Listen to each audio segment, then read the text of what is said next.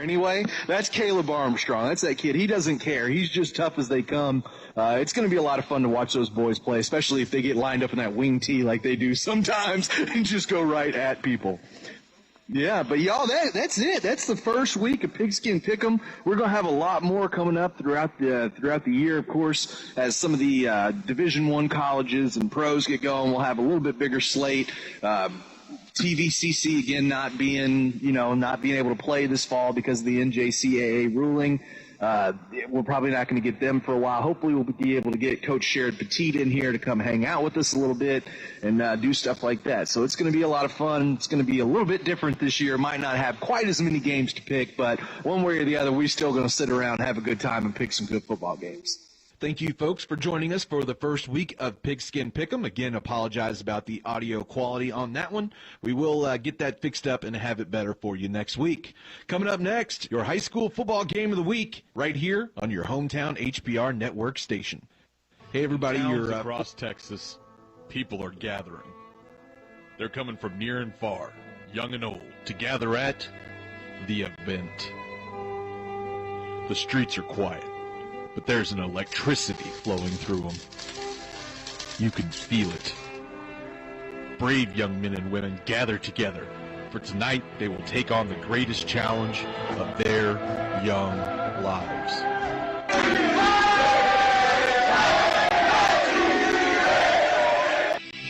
Welcome to HPR Network sports coverage of Texas high school sports. We bring you every hard-hitting, slam-dunking, home run smacking moment from your team's season. Keep it locked in right here on this HPR network station for tonight's presentation of Henderson County Sports. Now let's go to the field with Taylor Honey and Rick Ratley. Welcome in, football fans. Welcome to the Mabank Panthers 2020 season opener. This is your local friendly radio guy, Taylor Honey, here with you, along with my broadcasting partner, Mr. Rick Ratley. Rick, how are you doing today, sir? Evening, everyone. I'm doing excellent this wonderful first-time football this season. Man, I'm telling you, with everything that's been going on in 2020, there really wasn't much else I was looking forward to in 2020, rather than getting back here to the football field and broadcasting with you, Mr. Rick. So, brother, we've got football. We have got fans in the stands. Now, of course, it is a limited capacity crowd due to the COVID-19 pandemic that's been going on in our country for the last few months. Looks like both sides of the stands are actually going to be very sparsely filled. You got the band members kind of sitting along the track in chairs there. You've got the cheerleaders separated. So this is a good way of getting these high school football games in with still adhering to some of that social distancing. Yeah, and as I see people walk in, I see a lot of them that, are not wearing their mask, which, I'm a big supporter of that. Of course, we're in our press box, we're not wearing it. Even though there's other people coming from town, even though you live here in town and people come from Dallas, come down here, work back and forth, you probably still need to kind of wear it just to help you protect yourself and everybody else. But other than that, I'm excited to get the football season started. I'm already talking about over with. Let's get this started and see how this Mabank Panthers get started again this year. They started out really, really, really, really great. Crandall put a stop to that, and they kind of defaulted. The last game of the season we did last year, Mabank against the Midlothian team. Correct. Mabank, they fought. They fought. They should have won that game in my perspective, but the Midlothian team ended up, pursuing and winning that game right at the end. So let's see if they see the excitement this year. They've lost a couple of big players from Mabank. Let's hopefully they can regather and do that same type of form that they had last year throughout the first of the season. I agree. Well, folks, we are only about 10 minutes away from kickoff here at Panther Stadium in Mabank. We're going to go ahead and take a short break, brought to you by Moore Store. We'll be right back with more action right after this. Daddy eating at home. It's time for more. More interaction. More chicken fried steak. More Tuesday pulled pork tacos. Moore Store in Ben Wheeler is open for business with updated hours. You can sit in the bar, the dining room, or out on the patio. There's plenty of room. The Moore Store is a full restaurant, private club with free membership, and they have live entertainment. Monthly beer specials like $2 domestics and $3 imports. You better now. Moore Store in Ben Wheeler. Embrace the drive. It's totally worth it. There has never been a better time to buy a new Chevy or Buick. Right now at Bacon Auto Ranch in Athens, Texas, you can get 15% cash back on the new Chevy Trax, Chevy Equinox, or the all-new Chevy Blazer. That's 15% cash back on MSRP on most Chevy models. You heard right. That plus amazing special financing that will blow you away. It's fall and the deals are here at Bacon Auto Ranch in Athens, Texas. Come out and see why now more than ever before you can believe in bacon. At Red Hat Rentals, we know what it means to work, and working hard to supply all your rental needs is exactly what we do. From table and chair to linen to tents, events, concession, lawn equipment, bobcat, backhoe, forklift, compressor, and generator rentals. If it works, Red Hat Rentals can rent it to you and save you tons. Over the years, thousands of our customers have come to know that when it's time to work, the right number to call is Red Hat Rentals. From Athens to Palestine to Fairfield, Red Hat Rentals is the help you need when you need it. Swing by, phone, or look us up on the web today. Red Hat Rentals, your go-to place for rental professionals. Stop going from work to home, home to work, and repeating. This fall, why not join a bowling league? Fall leagues are forming now. Remember how fun it is to go bowling? Meet new people, get out of the house more, add a new exercise experience. And with new graphics and state-of-the-art bowling software, Athens has a bowling experience like none other. It's the new way to bowl. Open bowling, league bowling, and plenty of room to spread out. The Athens Bowling Center. Experience this. Keeping farms running, construction moving, and towns maintained is essential. This is Bert Newts with Athens Tractor and Equipment, your elite Kubota dealer. As an essential business, Athens Tractor and Kubota are working together to keep you working. Right now, get 0% financing and no payments for 90 days on Kubota equipment. Right now, get 0% financing and no payments for 90 days. Offer expires June 30th. Visit KubotaUSA.com for full disclaimer.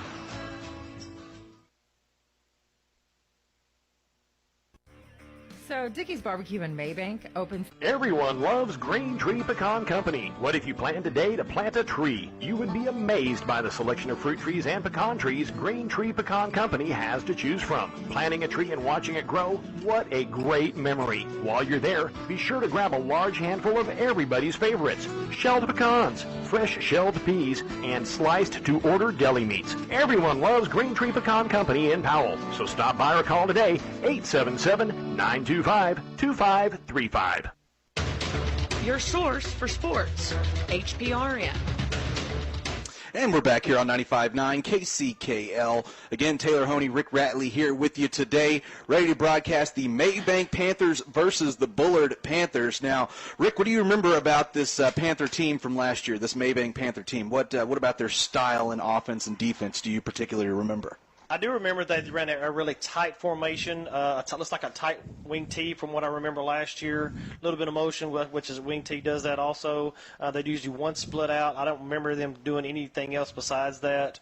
It's basic football. It's power football. They're going to try to run over you and power you down. Okay, now I have heard rumor, if you were listening to Pigskin, you heard this rumor as well, that the new offensive coordinator here, Coach Rick Slade, might be looking to maybe open things up just a bit. Not way too much, but just a little bit. Maybe kind of get a little bit of an outside game going as well, maybe even a little bit of a passing game. And, of course, we can't swear to it right now. We haven't seen the team out on the field, but last year the starter at quarterback was Dalton McKinley, and he's back for his senior year. So looking to see what the big senior can pull out. Yeah, I mean, I'm excited. Like you say, if they're doing some little bit of changes, let's see what they do. Maybe they'll do spread it off a little bit, do a little wider wing tee with it, a couple split ends. Maybe you got a tight end wide out or a H-back wide out, or something like that. Maybe they may not run a full spread offense from what you're saying, but let's see what goes on in this game. We'll give everybody the details of it. Yeah, I know it's going to be a fun one. We got a Panther battle for you. We got to step away, take another short break. We'll come right back. This pregame review brought to you by Elder Chrysler Dodge Jeep Ram.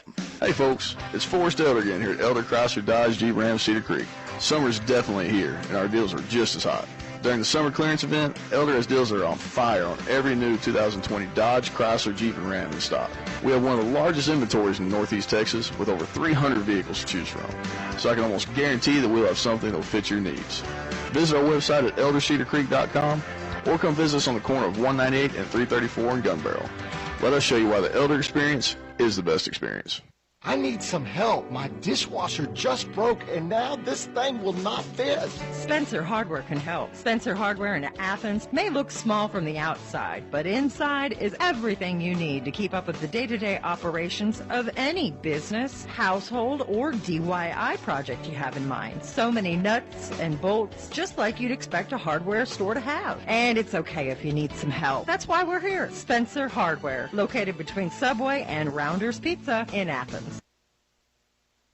Get the gear you need for hunting season at Wiley's Gun Shop. Over 3,000 guns in stock and the largest selection of ammo in East Texas. Handguns, suppressors, rifles, and yes, ARs. Customize your gear with our full inventory of accessories and the expertise of an on-site gunsmith. Buy it here, sight it here before you go in our on-site rifle range. Whether you're taking down birds, hogs, or big game, Wiley's Gun Shop is your hunting headquarters for the tools and advice the pros use. Wiley's Gun Shop in Wills Point, Texas. If we don't have it, you don't need it. Online at Wiley'sGuns.com. Whether in store or online, you'll be wowed by Athens Screen Printing with super fast turnaround and always the right price point. Need uniforms for the team? Spirit shirts for the fans? How about awards to celebrate? Athens Screen Printing's got you covered. The source for quality, cost-effective t-shirts, signs, decals, banners, and so much more is Athens Screen Printing at 221 East Tyler Street in Athens or online at TejasScreen.com, as in TEJAS Screen.com. Powell Motor Parts Napa in Mabank is your locally owned and operated parts place. More than just auto parts, Powell Motor Parts Napa has parts for the farm, boat, lawnmower, and ATV parts. All the parts, tools, or accessories you may need are at Powell Motor Parts Napa just down the road. They also mix automotive paint, and if you need hydraulic hoses, they have those too. Open 8 to 6 weekdays and 8 to 5 on Saturday with curbside pickup available.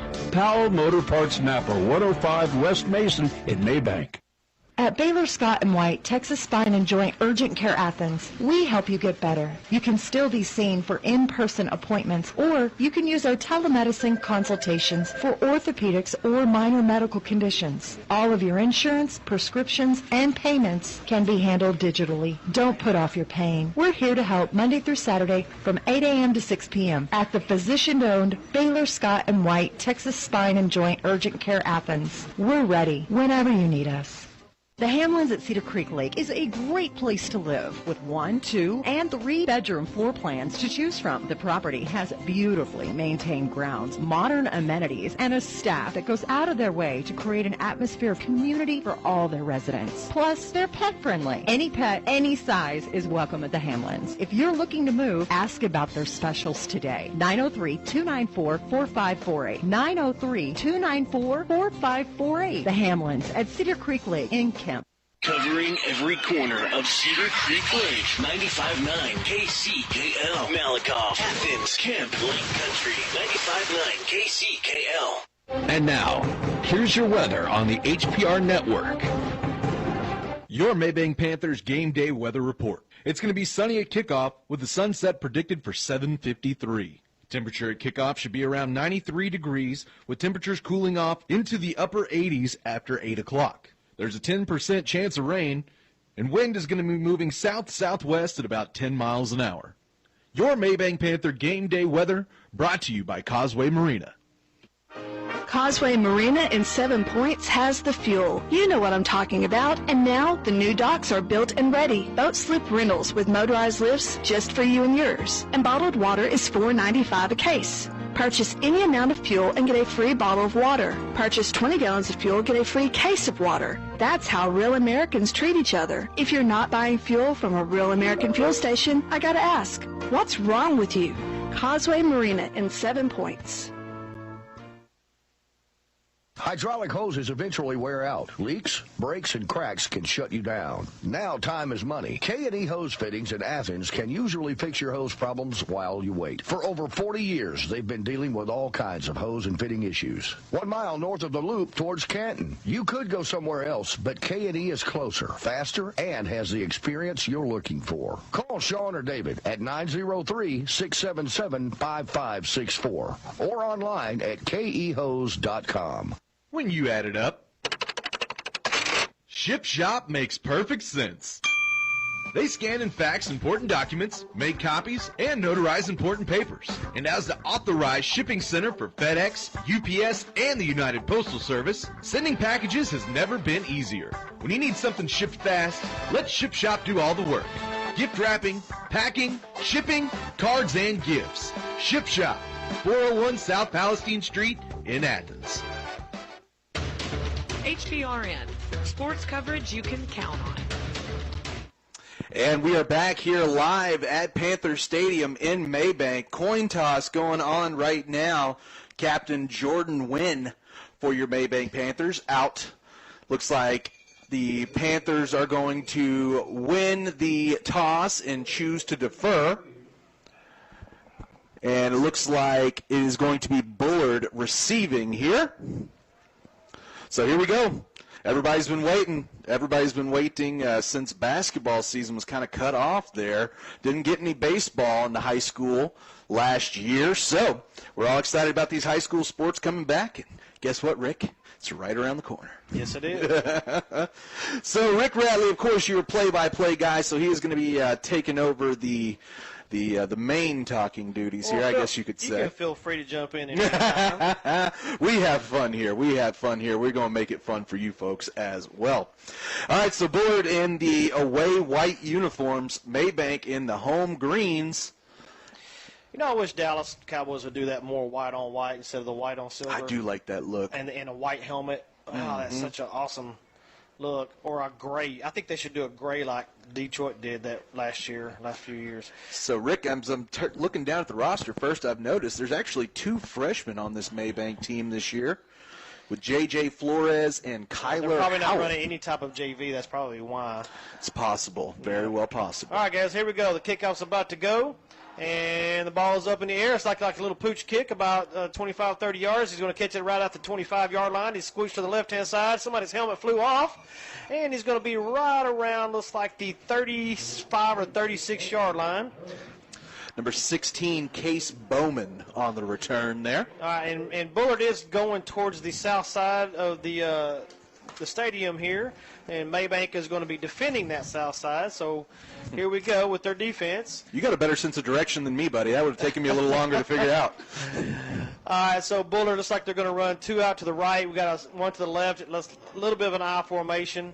Not quite spread, but halfway. They're going to do the handoff to the fullback or halfback up the middle. He's going to get nowhere first. A loss of about 2 yards. Trying to find the number of the big fullback there. It's like number 13. 13? Luke Williams. 13's a good number. That's my son's number for baseball. Shout out to Matt Ratley here. Baseball season has started for the fall. A slight spread offense. You got an H-back to the left side of the tackle.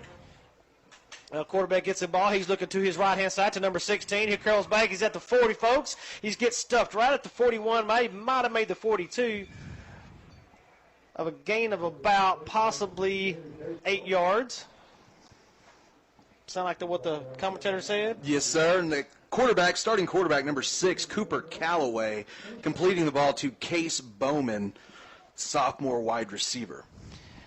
All right, guys, same type of offense. H-back to the right-hand side this time. We got 2 to the right, 1 to the left. Quarterback rolls around. He gets rushed a little bit. Looks like a push in the back. They didn't call it. He gets thrown to number 4, incomplete pass. It'll bring up 4th and about 4. Yeah, had hit him right in the chest there. That was number 4, John Engel, running back coming from out in the flat, just not able to pick it up that time. And it's going to be an early punt here for the Bullard Panthers. Long 4 at 4th and 4. They're looking over to see if they're going to do a trick play. They got guys spread out to the left-hand side. They got one guy running in. That's like number 28. Yes. And that's number 10, Christian Moore, standing back to do the punting if they decide to go that way. I almost thought he was barefooted, but I could barely see. He's got no sock on that right leg here. 3 in the backfield with him. He got a little bit of a hop skip. They're going to side swap a soccer style. He's going to roll down there. Looks like a bunch of white uniform guys sitting around. Good little roll right here. Looks like around the 23 of Mabank.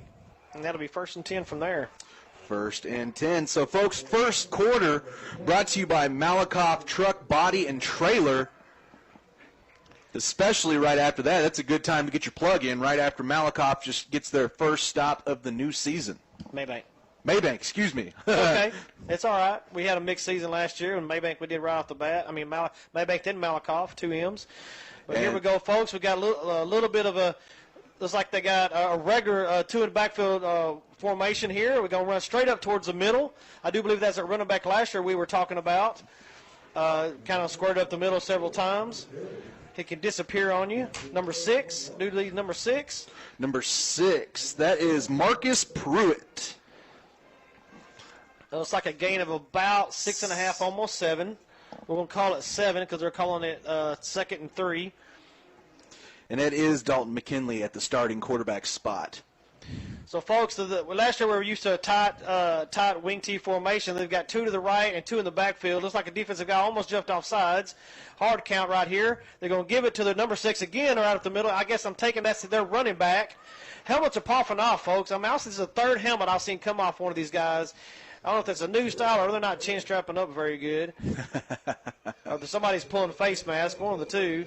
Looks like they did get the first down. It's going to be 1st and 10 from the 34-yard line.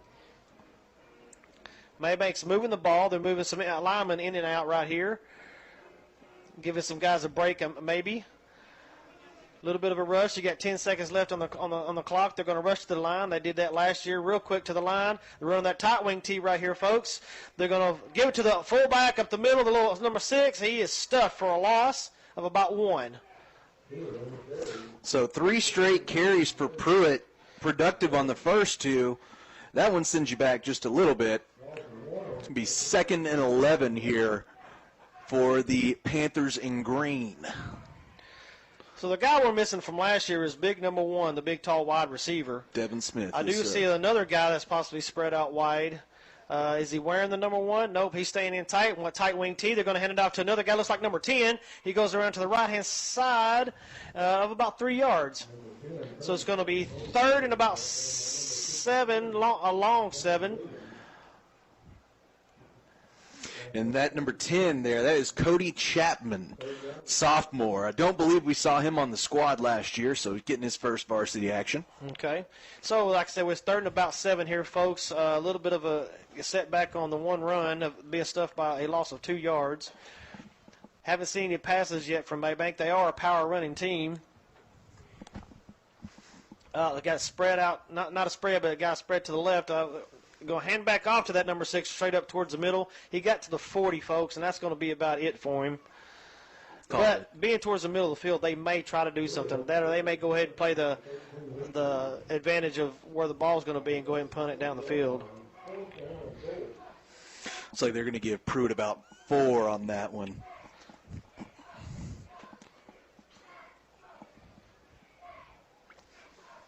Yeah, 1, 2, 3. I gave him 3. He didn't get quite 4 on that. But, yeah, they got 3. All right. So punt formation. Got guy number 22 pointing out who to get. Kind of looks like a pro there. Might be a soccer style. No, straight up. He's going to punt it. End over end punt. It's going to rattle down. Keep going to the 20, to the 15. Keep rolling, almost to the 10. Yeah, at the 10-yard line, folks. Great punt. Let's see. So it looks like that is number 46 doing the kicking duties. That is Samuel Bowker. Oh, they're going to call it at the 11.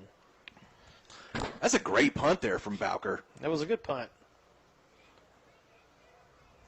It's 20. Right at 40 yards, close to it. Boy, I tell you what, you don't see that very often. Bowker actually going out to play a linebacker position after kicking. What we did in small school football. All right, guys, a little bit of a spread offense. They're going to run 13 straight up towards the middle. He's going to get close to 10 yards. They're going to say he's actually got it, maybe. Yep, they got the first down, so that's 10 yards in that first down play. They got a quick deal. They didn't even get set for the yard markers. They're going to keep going. Big number 13, they're going to get him caught that time right at the line of scrimmage. He goes nowhere. Great job by the Mabank Panthers, staying home, keeping in your lane. No cutback room there for number 13. That is Luke Williams.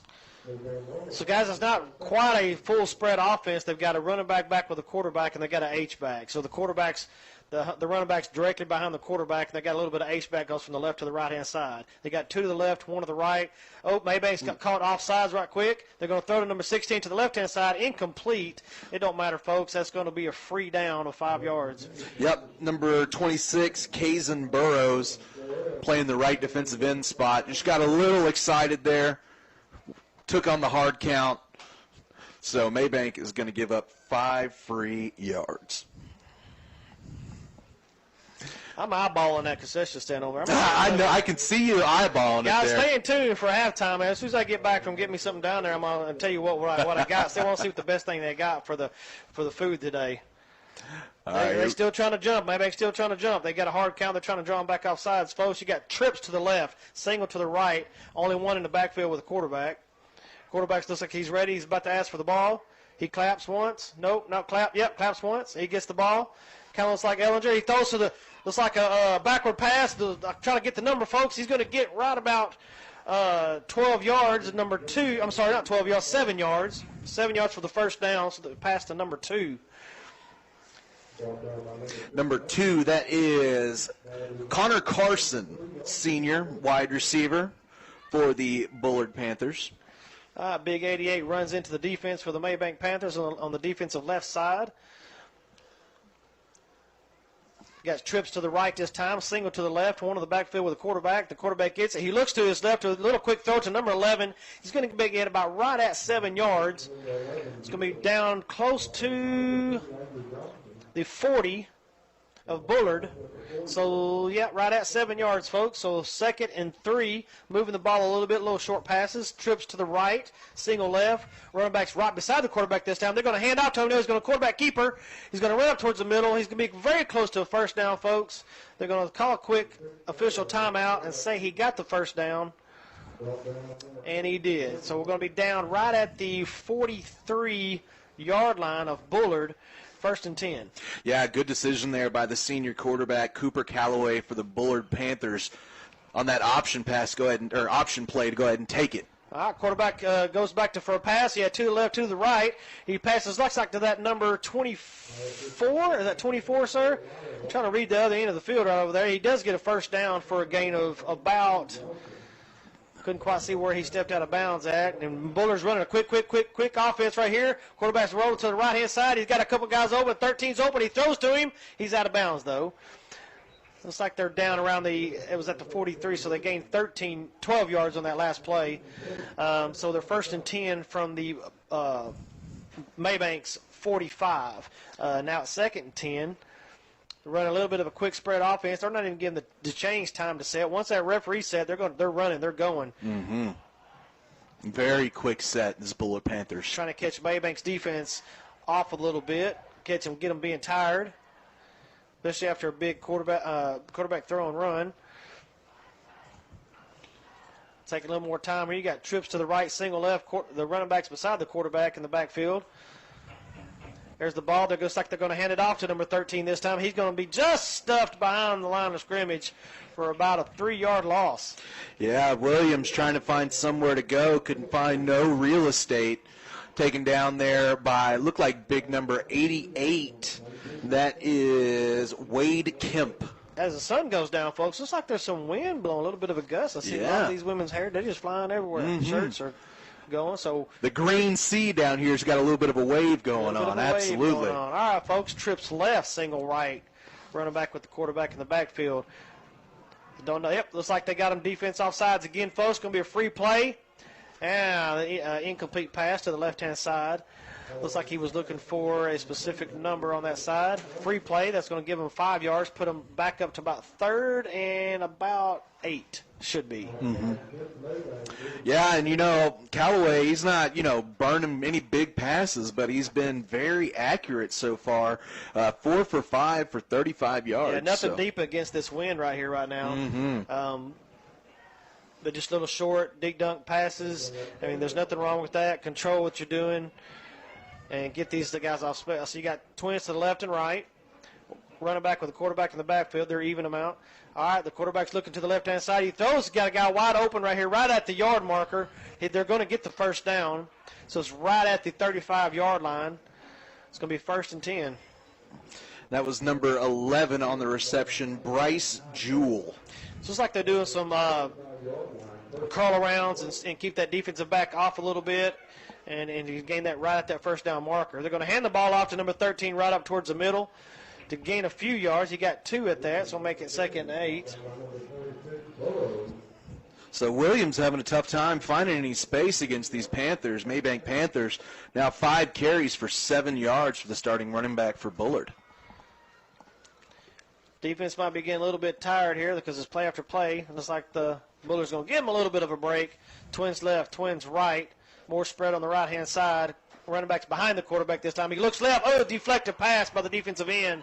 Number 26, I think that's his number. Kazan, yes, sir. Kazan Burrows. Kazan Burrows. Great pass break up there. So 3rd and 8 from the 33 of Mabank. This is where you got to watch that hard count. That's 3rd down. They've been trying to run this hard count. Yeah, they'll run that hard count, see if they can get a little bit closer, give them a better chance of getting that first down. So here we go. Quarterback slapping. He's clapping his hands. He's speaking. Got flags. Might be offensive. Yep. False start. False start. Right. So I think next play they're probably going to be they'll probably do a hard count to get them back to that number 3rd and 8, or at least try. Yes, sir. At least try. They're going to throw a little bit further downfield on the next play. So Bullard's starting to move the ball a little bit in the second time they've gotten the ball. All right, you got twins to the right, single left. 2 in the backfield with the quarterback. They're going to hand the ball off. No, they're going to fake it. Oh, he almost gets sacked. The ball's way up in the air, and it is intercepted right at the 15-yard line, folks. He's still going just a little bit. Oh, no. So it's an interception by Mabank because the ball was, I was right, he did go up with it, but that quarterback was about to get really hit by 2 defensive players. Don't know if you got their numbers. That was, well, I can tell you the one that intercepted was Ty Miller. Ty got it, number 11? Yeah, yes. Well, if it was number 11, I thought I saw number 1. If it was number 11, it was J.J. Flores. Oh, he's an 11th grader, so number 1 is... Yes, sir, yes, sir, yes, sir. Okay. That's what I thought I saw, but, hey, we're still... Well, I'm going to say it's number 26 right there, slapping hands with another guy, number 12. Probably those are the 2 guys. Got a hit on the quarterback. Really got a good hit on the quarterback as the ball flutters up in the air and get the interception. Yeah, number 26, that's Kazan Burrows. He's already been called out a few times here this game. All right, folks, they're going to run that tight wing tee right here on their own 17-yard line. Got to end around. They got a flag, so it might be a false start. It is. So that's going to back him up 5. But I'll tell you what, this first quarter has been coming hot and heavy. There's not been much of a break in the action here. All right, so that backed him up 5. So they were in between. They're actually at the 14.5. So they're going to be at the 9.5, starting out at 1st and 15. This is Trinidad Trojans 6-man football now. Since it's always 1st and 15 for them, they do the longer chains. Oh yeah, I forgot about that. Yeah, You're right. Yeah. All right, tight wing tee here, folks. They're going to hand it off to the guy in around on the right-hand side. Looks like number 6. He ran around the backside. Said he'd been the fullback this time. You get a few yards, not much, about 2. That was Langley on the carry, number 7.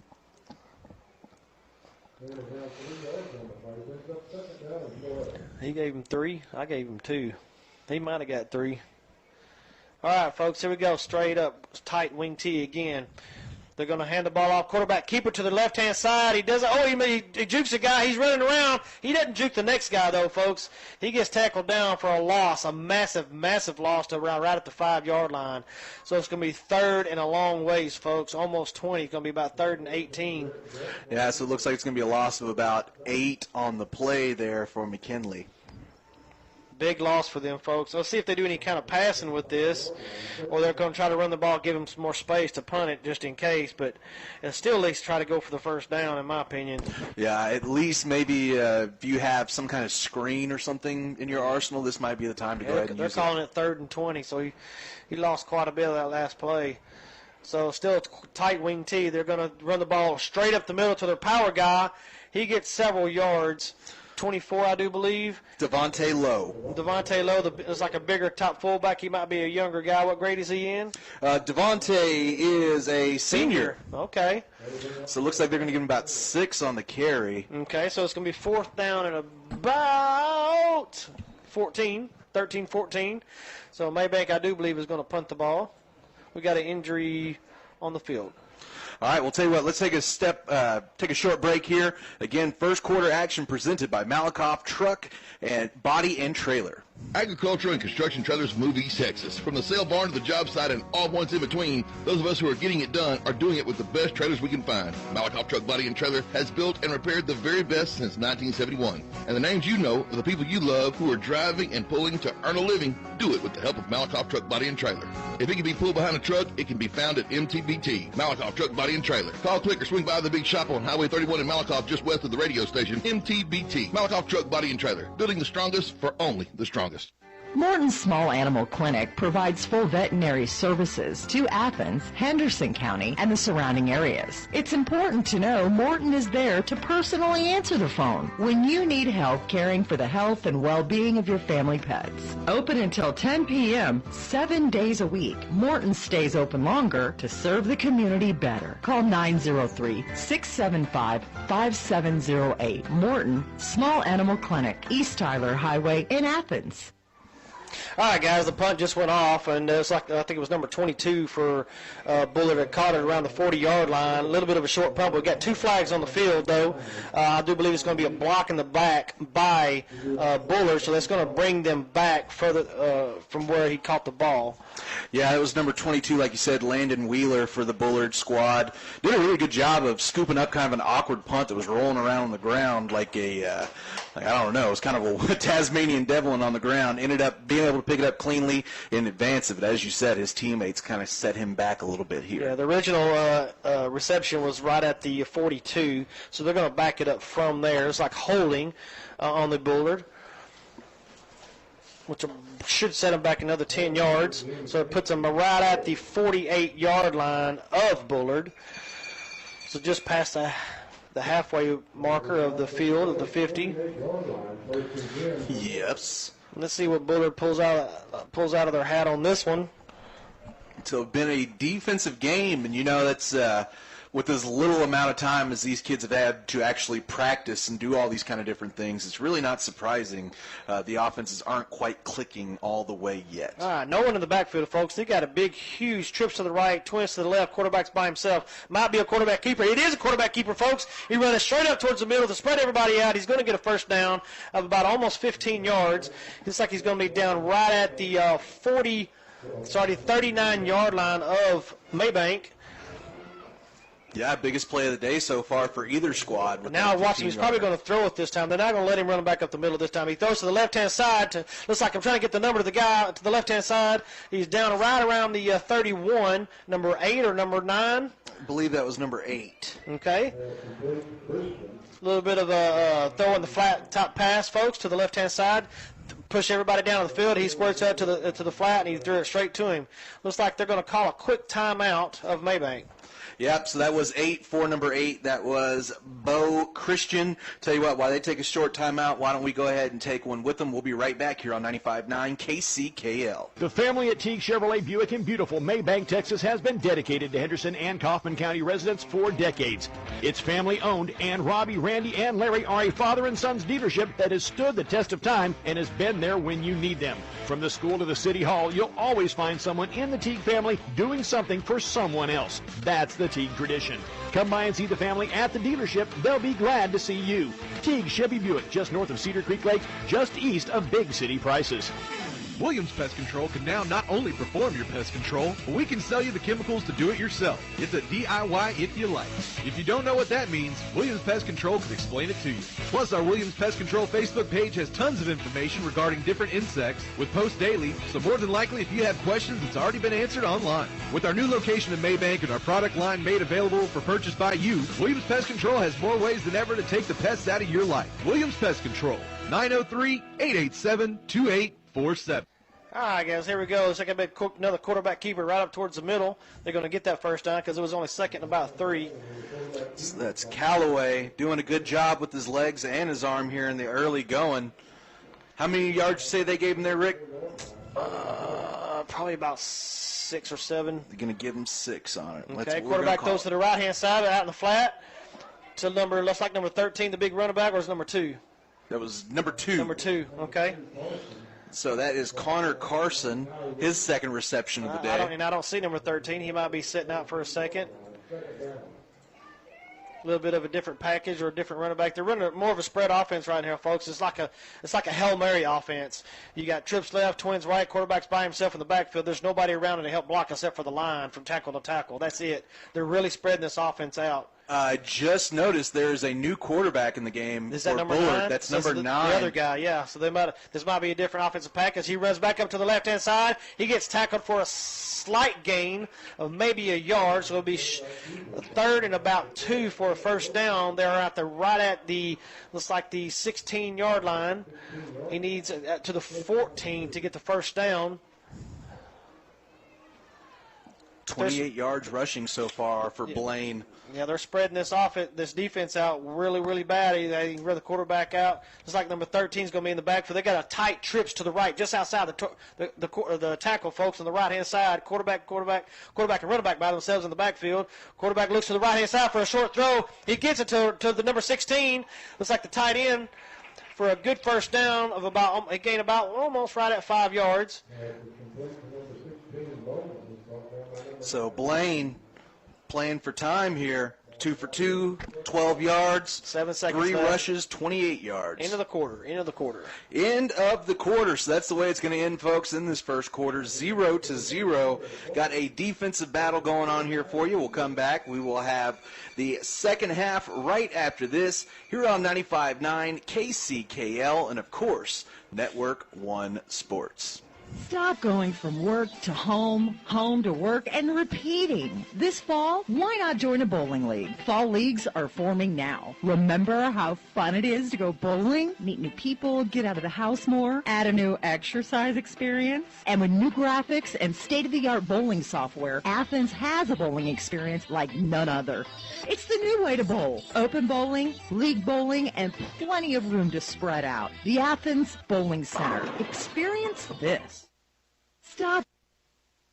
Everyone loves Green Tree Pecan Company. What if you planned today to plant a tree? You would be amazed by the selection of fruit trees and pecan trees Green Tree Pecan Company has to choose from. Planting a tree and watching it grow, what a great memory. While you're there, be sure to grab a large handful of everybody's favorites. Shelled pecans, fresh shelled peas, and sliced to order deli meats. Everyone loves Green Tree Pecan Company in Powell. So stop by or call today, 877-925-2535. Hydraulic hoses eventually wear out. Leaks, breaks, and cracks can shut you down. Now time is money. K&E Hose Fittings in Athens can usually fix your hose problems while you wait. For over 40 years, they've been dealing with all kinds of hose and fitting issues. 1 mile north of the Loop towards Canton. You could go somewhere else, but K&E is closer, faster, and has the experience you're looking for. Call Sean or David at 903-677-5564 or online at kehose.com.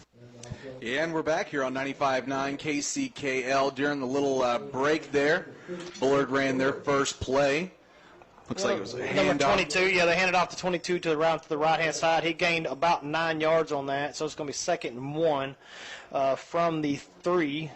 Get to the 2 for a first or go to the goal line for a touchdown.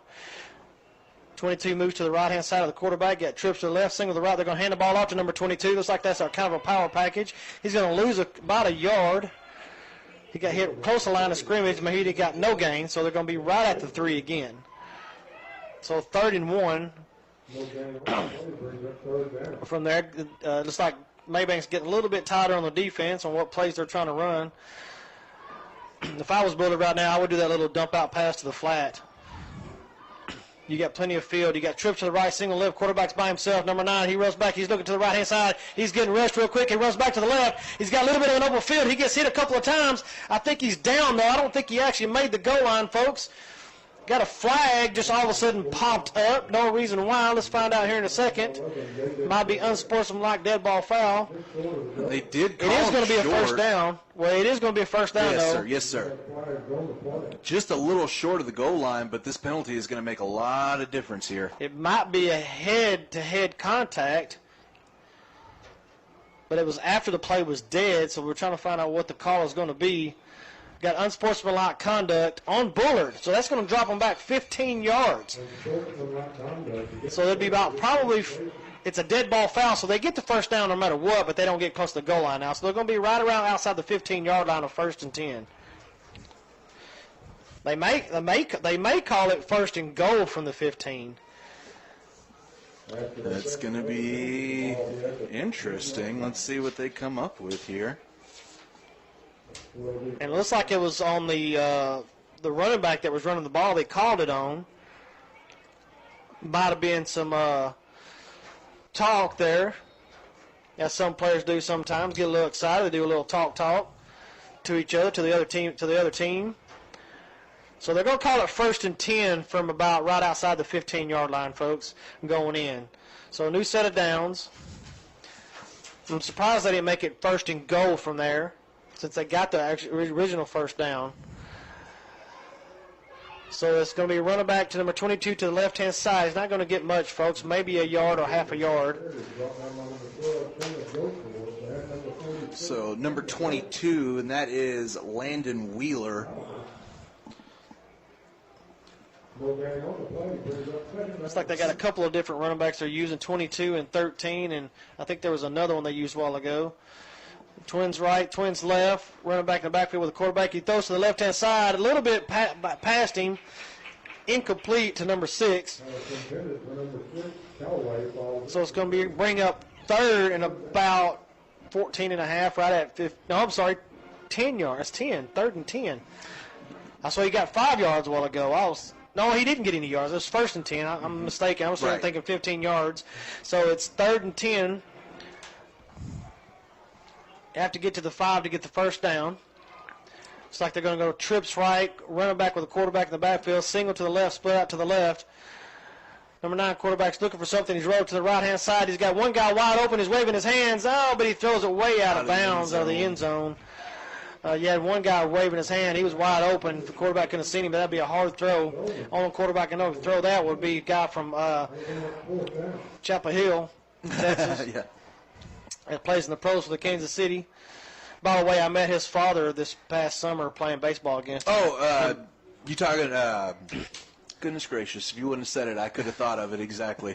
Patrick Mahomes. Yeah, well, I know where he's actually from. Pat Mahomes, yeah. Golly, what is that Chapel little town Hill. called? No, it's a different town. Goodness gracious, going to drive It's not me White nuts. House. Yes, it is White House. It is White House. Yes, sir. It is I'm White glad House. you said that. It It was. By the White way, House. field goal was attempted And no good. Short, yes. Looks like the attempt was done by number 10, Christian Moore. Just a little bit under, scraped the bottom of the crossbar. So it was about a 30-yarder. Just not quite enough leg. And, I respect those kickers, man, because that's a difficult thing to do. You ever tried to kick a ball with the side of your foot? It's not easy. I did it in high school. Coach, he wouldn't let me do the soccer style. He wanted me to go straight on, old Toe school punch. style, toe punch. Yeah. But toe punching, I could still kick it 40 yards. Right.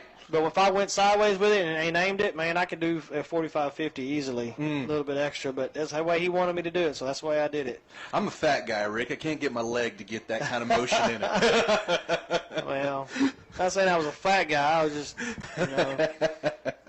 5'8" or so, 180 pounds, but, could kick pretty good.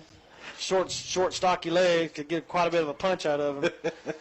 Well, folks, while we got the time, I want to go ahead and tell you that the title sponsor for the second quarter of your Mabank Panthers is the Hamlins, the wonderful apartment homes down in Kemp. Oh, so me and you both said that they missed it. We both saw that we saw a miss. But yet there is points on the board. Oh, I thought they missed So it. me and you both apparently are blind. Well, we were talking instead of watching the play going on, trying to do something. I didn't realize they were actually kicking a field goal. This is how quick Bullard's getting up there on these Yes, plays. exactly. Which is fine. I mean, this is the first game of the year. We got to get our bugs out of our system, get it used to watching what we need to watch, and get used to writing down stats and watching the game at the same time. Exactly. I'm so used to not watching sports this year. Here's the kickoff, folks. They're going to do a onside kick, but Mabank's going to recover it. Little bounce off one of the guys from number 88. Yeah. He gets it right around, looks like the 38-yard line is where Mabank's going to start at. Yeah, it was kicked right at Caleb Goforth, but, man, that thing was coming. It was whizzing along there. Bounces off his hands, ended up being recovered there by number 88, Wade Kemp. All right, 39-yard line, folks. Going to be at the 39-yard line of Mabank, so a little closer to midfield. It feels like it's been a long time since we've seen them on offense. It does. All right, just like going to be – I was going to tell you the offensive formation, which is a tight wing tee, but the tight end on the left-hand side decides to jump. So that's going to back him up 5. We're just speaking of him in a positive way, but unfortunately that was number 88, Wade Kemp, as well. Yep. I'd like to see a little bit of passing. I'd like to see him run that and see something going on with the offensive coordinator, see if he can change some stuff up. I mean, they're running the ball a little bit, but this Bullard defense is starting to see the run, and they know what's going on, so let's see what happens. All right, you're going to have a regular I formation. Tight I formation. They're going to get to the running back, number 24, that sophomore. He gets a big run, folks. He got the first down back, and he got an extra 5 yards of almost 20 yards. Beautifully done. 20-yard scamper there. He might be their speed demon guy. He's a little bit taller than the other running backs. Is that number 24? That is Devontae Lowe with the 20-yard burst there. Panthers now on the Bullard side of the 50. Yeah, they're at the 46-yard line of Bullard. They're going to stay, looks like the original top formation, a 2 in the backfield with a quarterback. They're going to get it right around, looks like 5 yards. It's going to be down around the 41. Yeah, Coach Hudson and, Coach Slade, the offensive coordinator, they've kind of got that pro-style mindset. If somebody breaks off a big run, hand it to them the next play. That was just a normal wing formation, folks. Wing formation is you got a quarterback under center, fullback, running back, and then your wings onto your left-hand side. Sometimes he motions, sometimes he don't, if anybody wants an explanation on that. But that wasn't the wing tee. The wing tee is a little different. You got one in the backfield and 2 wings on each side. All right, they're going to same wing formation, but they're going to split the tight end to the right-hand side out. They're going to do a little misdirection. They're going to hand the ball off to number 10, which is the H-back on the left-hand side. He got about a yard, not much more than that. Chapman with the hard yard there. Brings up 3rd and 4th. Yeah. Or 3rd and 4, excuse me. 3rd and 4, 3rd and 4. It's like a long 4. McKinley. Mabank's moving the ball. I'd go back up the middle towards if I was them. That was probably, I wasn't watching the offensive line there, Taylor, because I think that was probably like a little trap play. Try to get in there, cut around that quarter to the outside. Had a guy that just couldn't quite block that outside guy. All right. Regular formation. We're running back behind the running back to number 24. They're going to try to force his way. He's going to gain another yard. So they're going to be about 2 yards short. 4th and 2. Not quite be able to break that one tackle, that initial tackle that hits him. Hopefully, Coach, you go for it, and I do believe he is. Correct. So Lowe, 3 carries so far in this drive about for 30 27 yards. Almost 30 yards, yeah. The one big 20-yard run, it kind of a few here and there after that. All right. Right here's where I would probably pass it a little bit, Coach, or quarterback sneak around one of the sides. Yeah, a little bit of emotion right here with the H-back. They're going to hand to number 6 straight up towards the middle. I do believe he got the first down, though. I do believe he's right at it, and they're going to call official timeout. Looks like they are going to give it to him. So 1st and 10 for the Mabank Panthers, I do believe. Yeah, so that was Pruitt. Hold on, not yet. The referees are looking at it. They're going to call official timeout. They're going to probably do a little bit of a measurement here. Little bit of a measurement. I think he got it from what it looks like where the ball is and looks like where the yard marker is. If he doesn't get this, I need a video review. Yeah, that's the thing, is it definitely looks like he's across, but if he is across, it's by about a quarter of a ball length. So let's see. It's going to be very close, folks, right here. It was 4th down. They went for it with 2 yards. I thought he got it. And then he got tackled, pushed back a little bit. I don't think they probably gave him the correct spot, but I do believe he still got it here. Let's see. Get those chains stretched. Yep. Half a football. Yes, the white line on the football is the divider there. Yeah. Just enough. All right, so, folks, here we go. Mabank is starting to move the ball a little bit. But, hey, I do just real quick before we move on to the next play, I do want to give a big shout-out to Marcus Pruitt on that. It looked like he was going to try and fight a little bit more, and then he saw he was kind of right there at the sticks, went down, didn't take the chance of losing yards. Losing the football, too. Correct. Very smart play. All right, folks, we're at the, it's like 36-yard line. That is 1st and 10 from there. They're going to do a wing formation. They're going to hand the ball off to the wing, to the fullback straight up towards the middle. He didn't get much, folks. He got about 1.5, almost 2 yards. That was Pruitt again. Another 2 for him, as you said. So, Coach, I think, is probably going to stick with a tight wing formation, maybe split out here and there just to kind of throw the defense off just a little bit. Guys, if you're just tuning in, score 3-0, Bullard on top. 6 minutes to go here in the second quarter. Regular wing formation. They're going to hand the ball off to number 24. One guy missed his block, drug him down by his hips. He got about 2 more yards, I do believe. Yeah, so it's going to be right at 3rd and a long 6. Yes. Almost 7. Looks like the video board's going to call it officially 7. So. Yeah, it's a long 6. So he's down right around, he's in between the 33 and the 34, almost to the 33, I would say. They've got to get to the 26 to get the first down. Split out to the left. You got a regular wing formation. His first comeback is going for the throw. He throws to the flat. Had a guy open if he'd have caught the ball. Defender in between him, I think, kind of gave him a little bit of not being able to see the ball. So it's going to bring up 4th down now. Yeah, it looks like that was number 16, Eli Pyle, not quite able to hang on to that one. Yeah, Coach, I don't believe is going to go for this one that far, being 4th down. Even though the ball's right around the 33-yard line, he doesn't want to give Bullard that much space to move the ball down the field again. So they're probably going to do a little push kick to the corner, and let's see what happens right here. And correction on that last play, it was actually number 10, Cody Chapman, unable to haul it in. Oh, a little bit of fumble with the punter. He's going to kick it to the right-hand side. Maybe they get a bounce. Maybe they don't. Yep. Ooh, catch it right around the 3-yard line on one bounce. Ty Miller, beautifully done there. Good job there, young man. All right, well, it's going to be Bullard's ball from their own 4-yard line. We're going to step away and take a quick break. We'll be right back here on 95.9 KCKL. The Hamlins at Cedar Creek Lake is a great place to live with 1, 2, and 3-bedroom floor plans to choose from. The property has beautifully maintained grounds, modern amenities, and a staff that goes out of their way to create an atmosphere of community for all their residents. Plus, they're pet friendly. Any pet, any size is welcome at the Hamlins. If you're looking to move, ask about their specials today. 903-294-4548. 903-294-4548. The Hamlins at Cedar Creek Lake in Kemp. And we're back here on 95.9 KCKL. All right, looks like they're going to run up the ball straight up towards the middle. Kind of their variation of a spread offense. He's going to get about, looks like, 2 yards. That was number 22 again, carrying the ball. Landon Wheeler.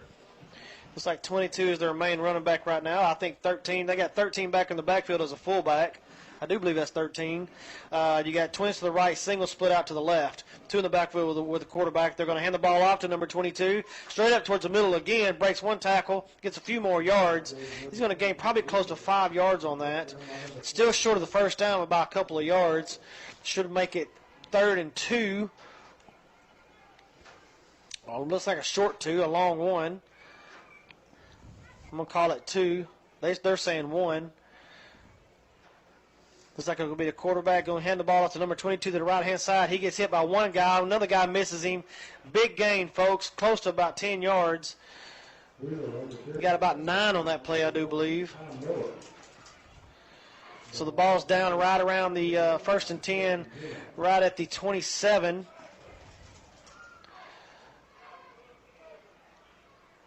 So they got to get to the 37 to get a first down.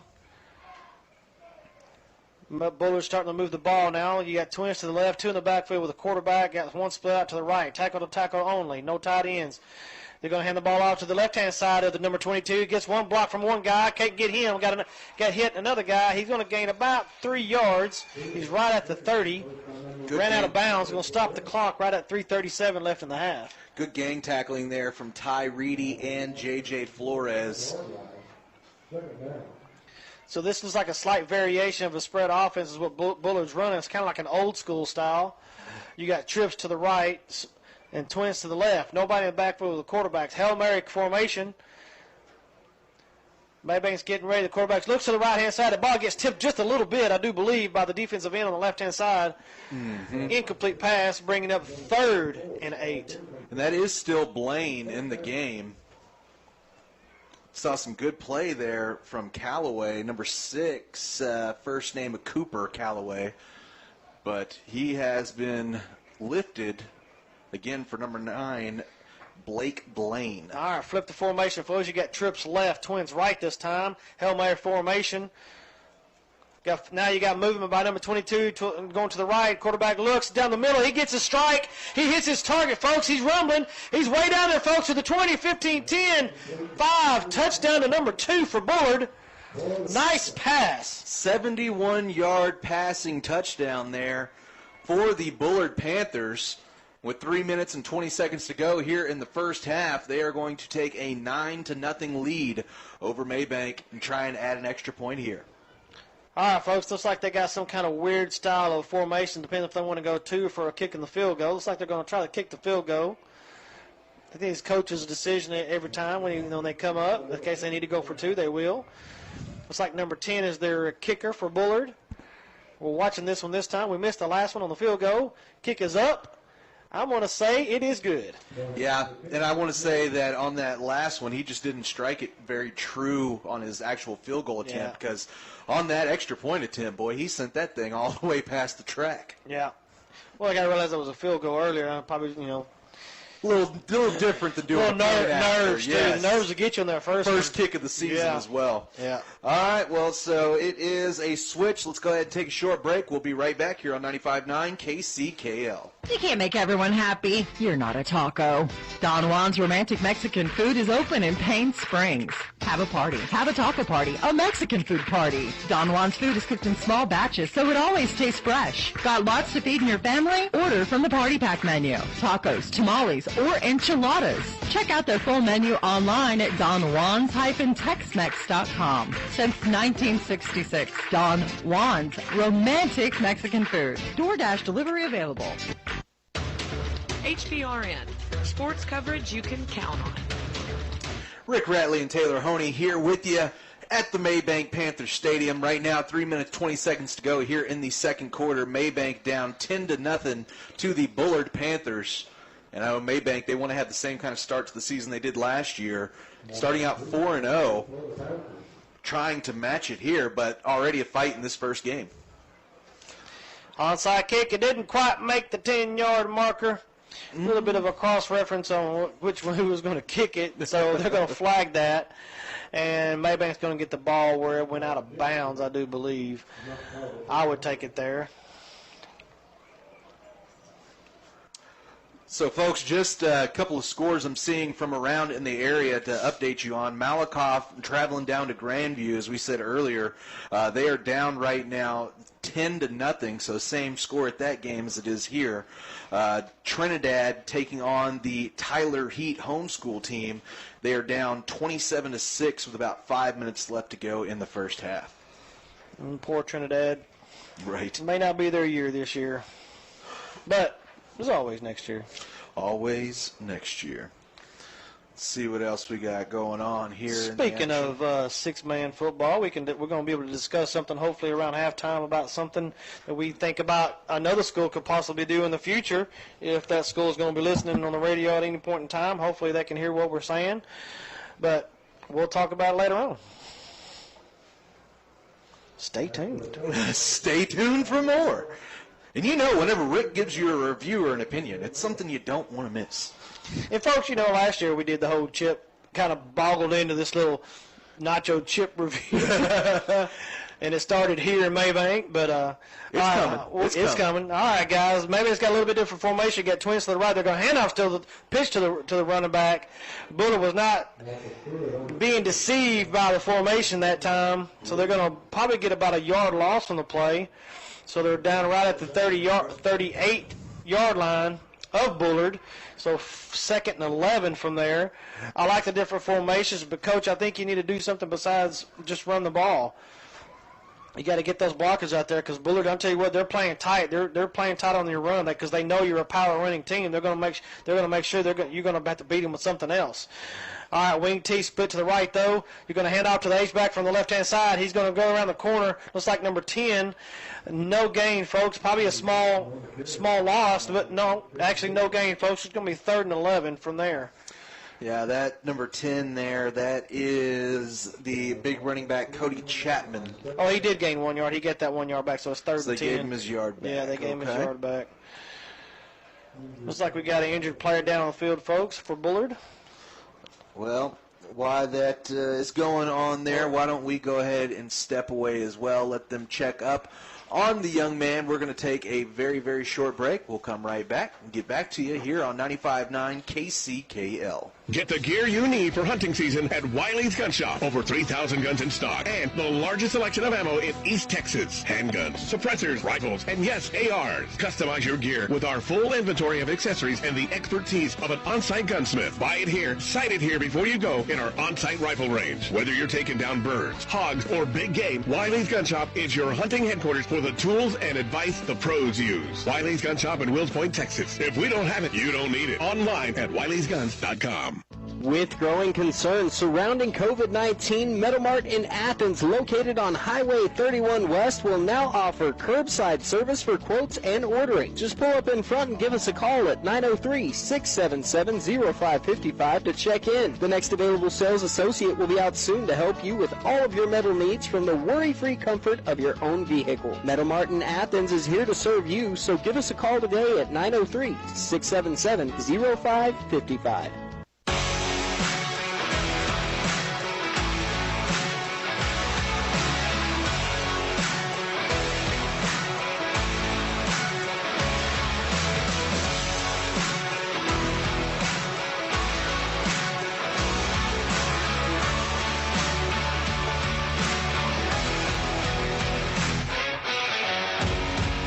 Guys, here we go. Looks like we're going to be maybe getting the ball. They got 3rd and 10. They're going to hand the ball off. I thought there was an a false start, but they didn't call it real quick. He's going to gain right around, looks like about 5 yards. It's going to make it 4th and around 5. I'm trying to get the running back. I do believe it was number 6, Pruitt. Yes, Marcus Pruitt. Yep. Been the workhorse so far. 8 carries, only 21 yards. But it has been a tough sledding here for the Mabank Panthers offense. So they actually only gave him about 4 yards on that play, so it's going to be 4th and a long 6. Okay, well. Looks like it's a timeout.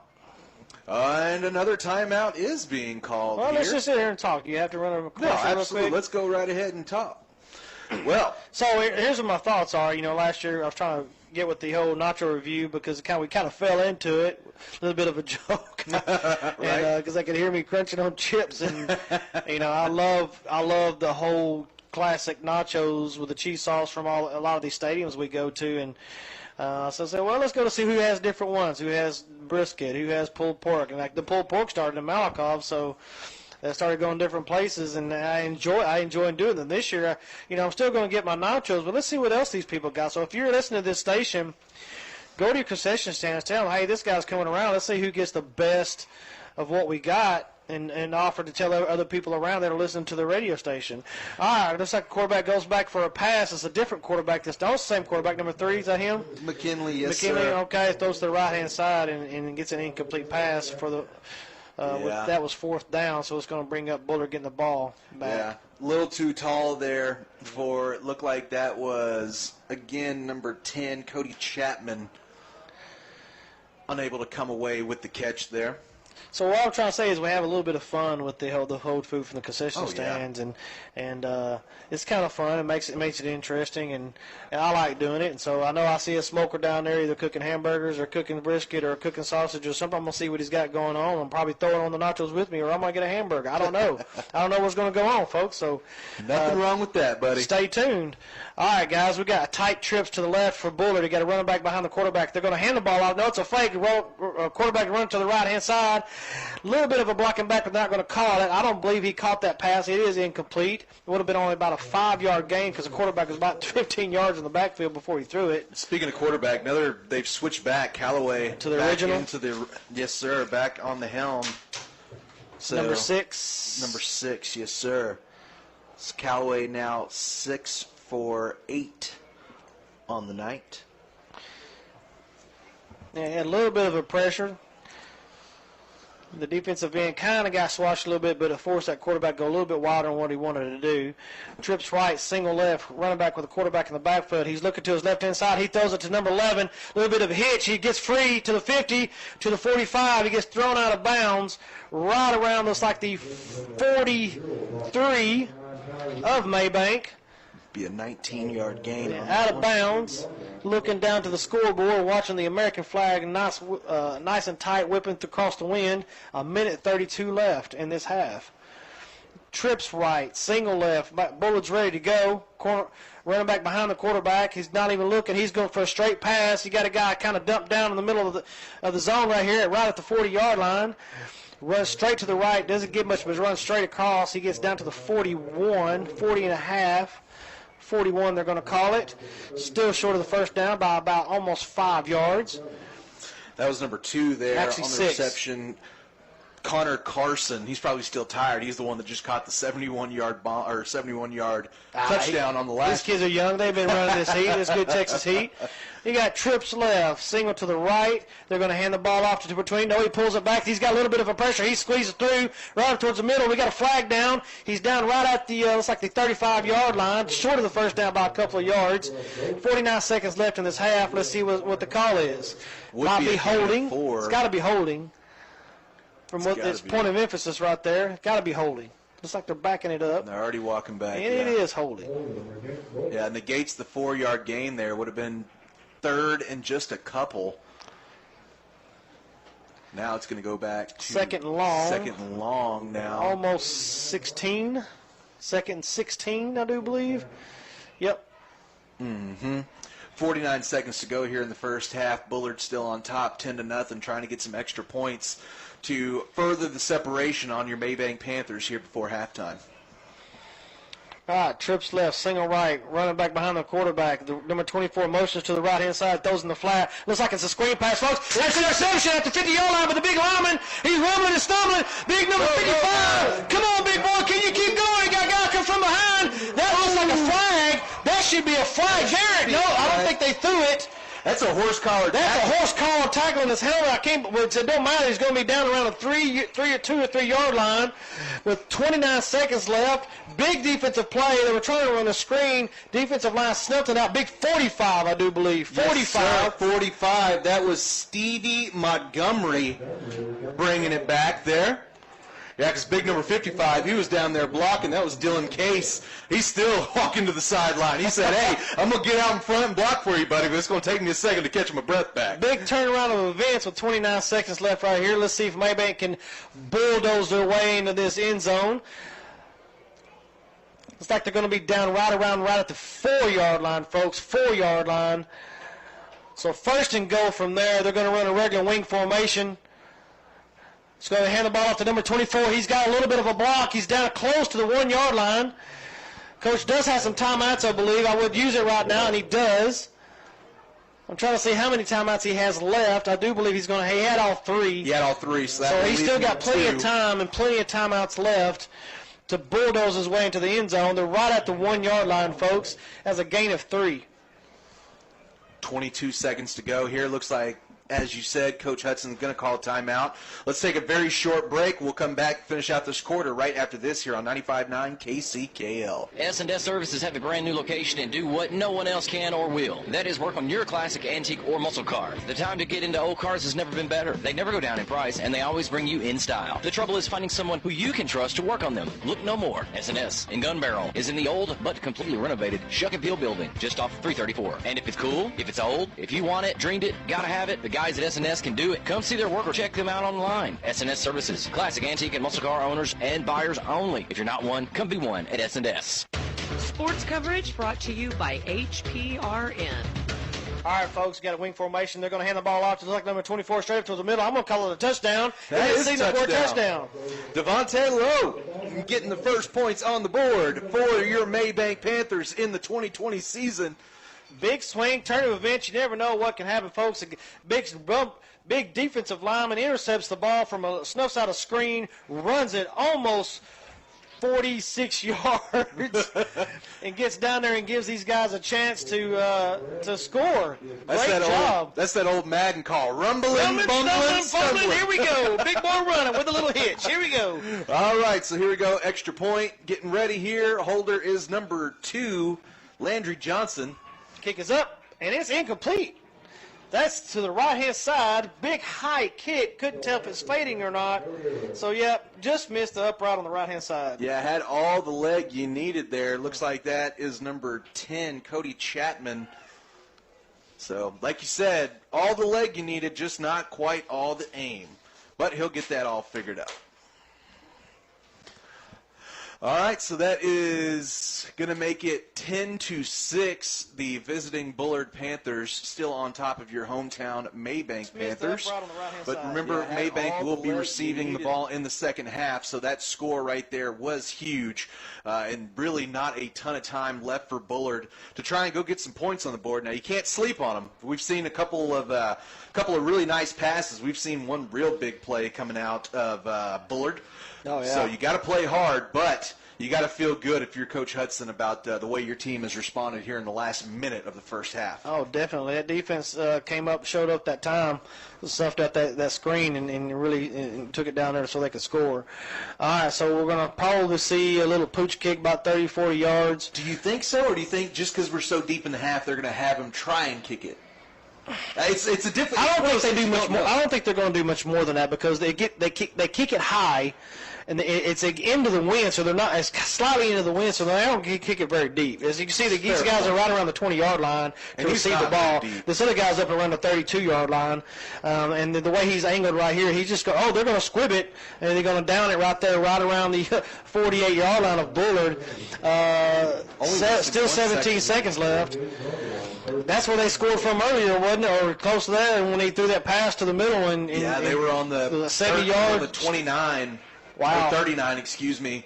So, yeah, not too far.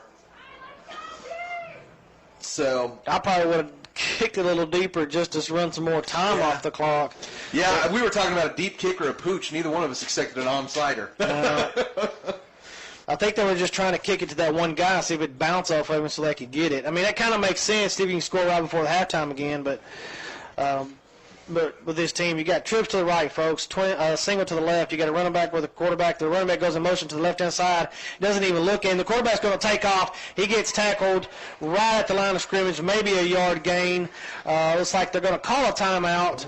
And just note that was Blake Blaine. He's the one that threw the 71-yard strike. Now, of course, it wasn't through the air, but he is the one that threw the touchdown. So they do have their bigger. He threw about 20 yards down the field and on a dime. And he caught it, and the kid just took off. You couldn't catch him. So as you said there, Blaine able to pick up a yard. Now 29 yards rushing for him. Also has 83 yards passing in that touchdown we were just talking about. So Blaine, even though he hasn't started, has been a big factor so far in this one.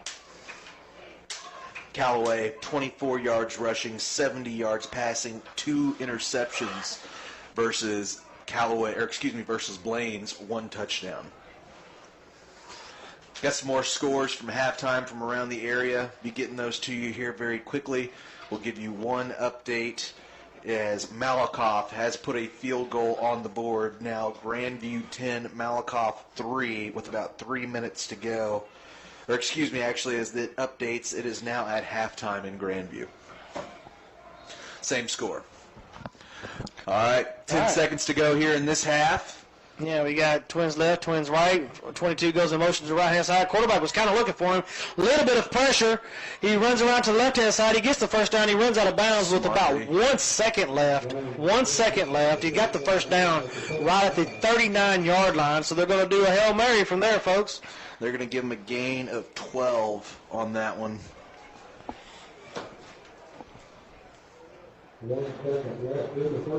1 second remaining in the half, so very smart to get out of bounds.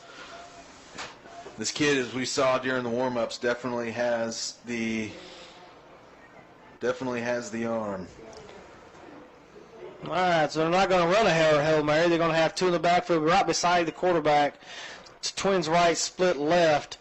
He's going to get a little bit of a fake. He's just kind of pushing a little bit. Got a little bit of a pressure. 66. Oh, he almost had him. Couldn't quite hold him. And he just throws it out of bounds. Just dumps it for an incomplete. Just dumps it out. Couldn't quite get what he wanted on that play.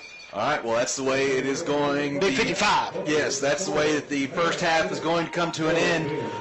The visiting Bullard Panthers up 10-6 on your hometown Mabank Panthers. We're going to step away, take a short break, and then we've got an interesting little discussion to have here right after this. So don't go anywhere. Me and Mr. Rick will be right back. Local radio is the only place where you can find local and national news every hour of the day, and the HPR Network is the area's news leader. Local HPR Network news every hour keeps you in the loop about the stories important to our community. And of course, national and world news from one of our trusted news partners are at the top of every hour, keeping our community informed. That's our goal. HPR Network News, only on this HPR Network station. Want to know what's going on in the community? Yes. Yes! Yes! Then listen to this station for your HPR Network Community Calendar. We'll keep you up to date on events in the community, from fundraisers and church events to festivals and fine arts performances. Keep current on everything that's going on in your local area with the HPR Network Community Calendar. Yes! Heard here on this HPR Network station.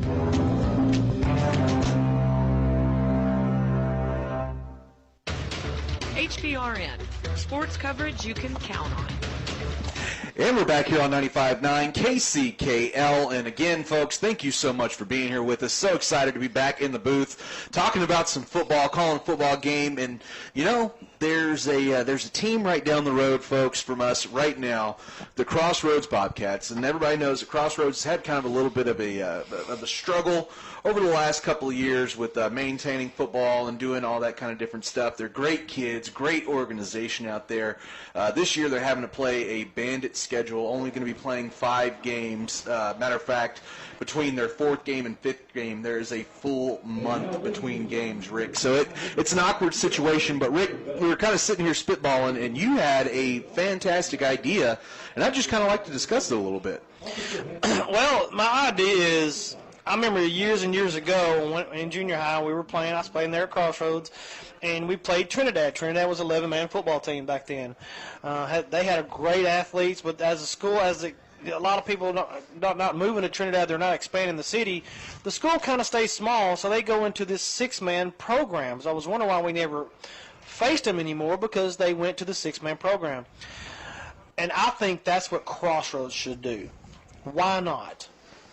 Sure. They're still a small school for the area. They're between Cayuga and Malakoff that pulls great athletes from their areas. And of course, Palestine and Palestine Westwood and Athens and then Kearns and then Mount. I mean, you just have those other schools that surround them and Mildred.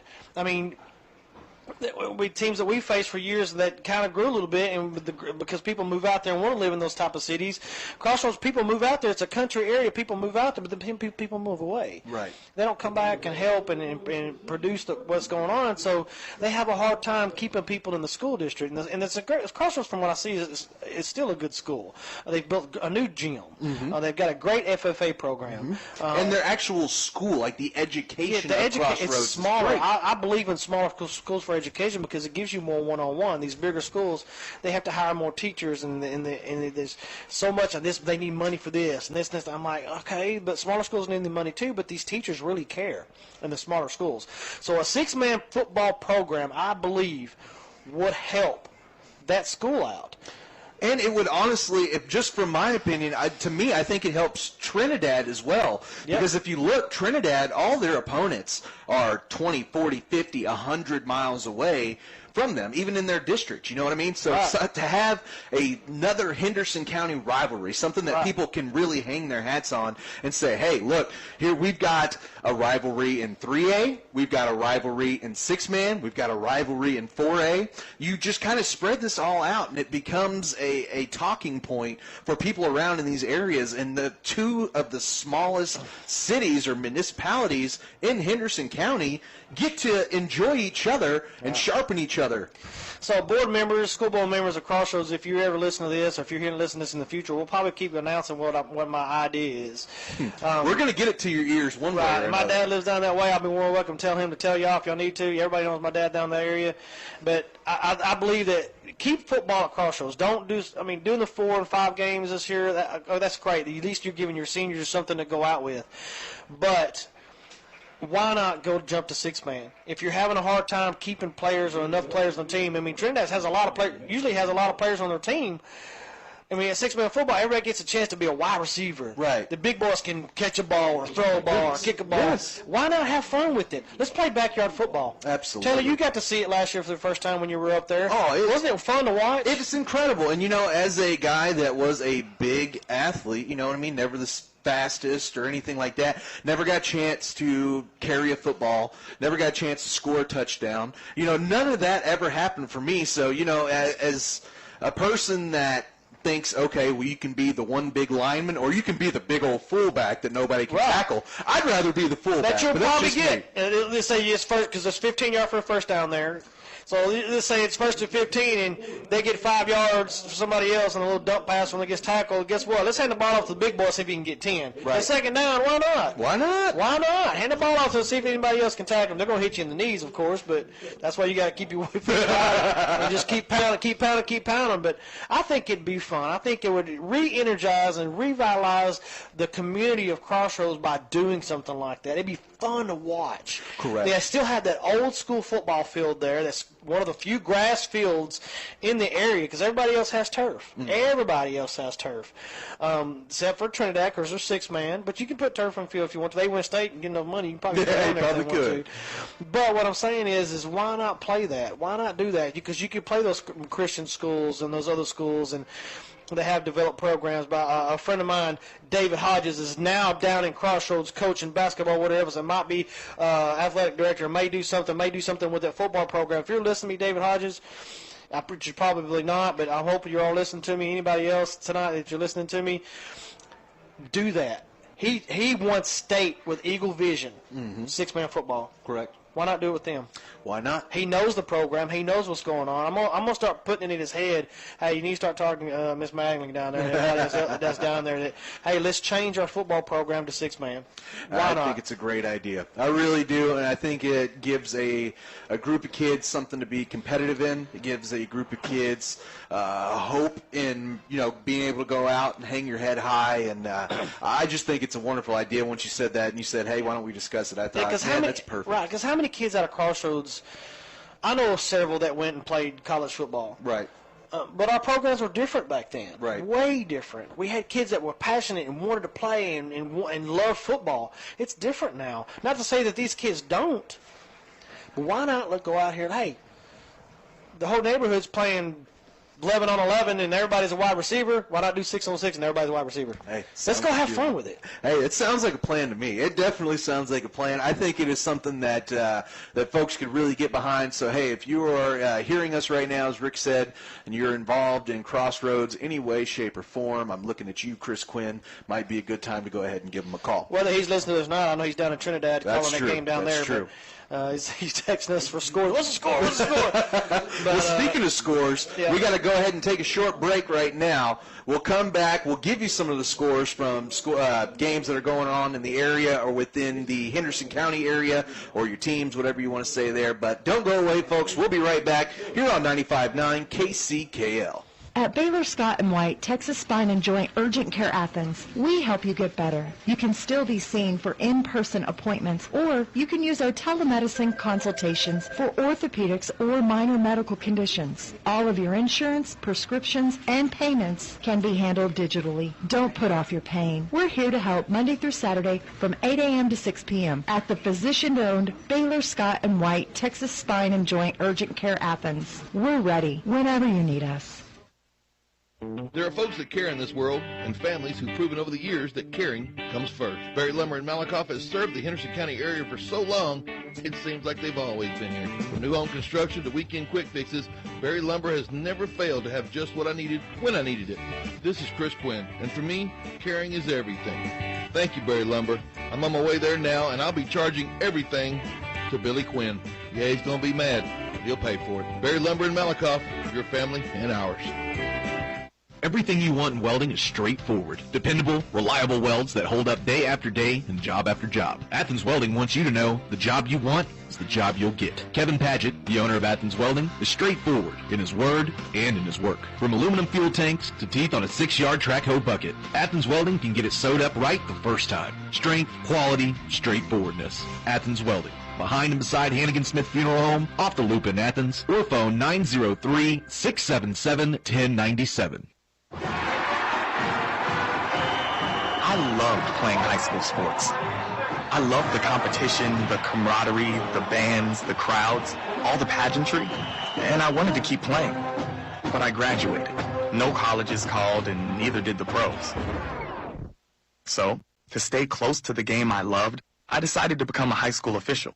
You know, a referee. When I played high school sports, I learned the importance of integrity, good sportsmanship, and respect for the rules. Now as a high school official, I get to help model these same values to others. Maybe the colleges and the pros didn't call, but the kids in Texas did.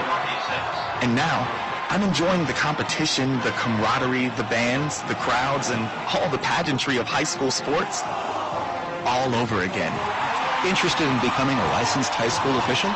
Go to highschoolofficials.com to learn more and begin the application process. The HPR Network is proud to bring you agriculture news, markets, and information each morning and throughout the day. We strive every day to keep you up to date with current and accurate ag information for the Texas Panhandle from our trusted partners at the Texas State Networks, the BSA Network, and the Texas Farm Bureau Radio Network. Tune in daily for critical farm and ag news and info throughout the day on this HPR Network station. Thank you. Thank you. Your station is amazing. HPRN, sports coverage you can count on.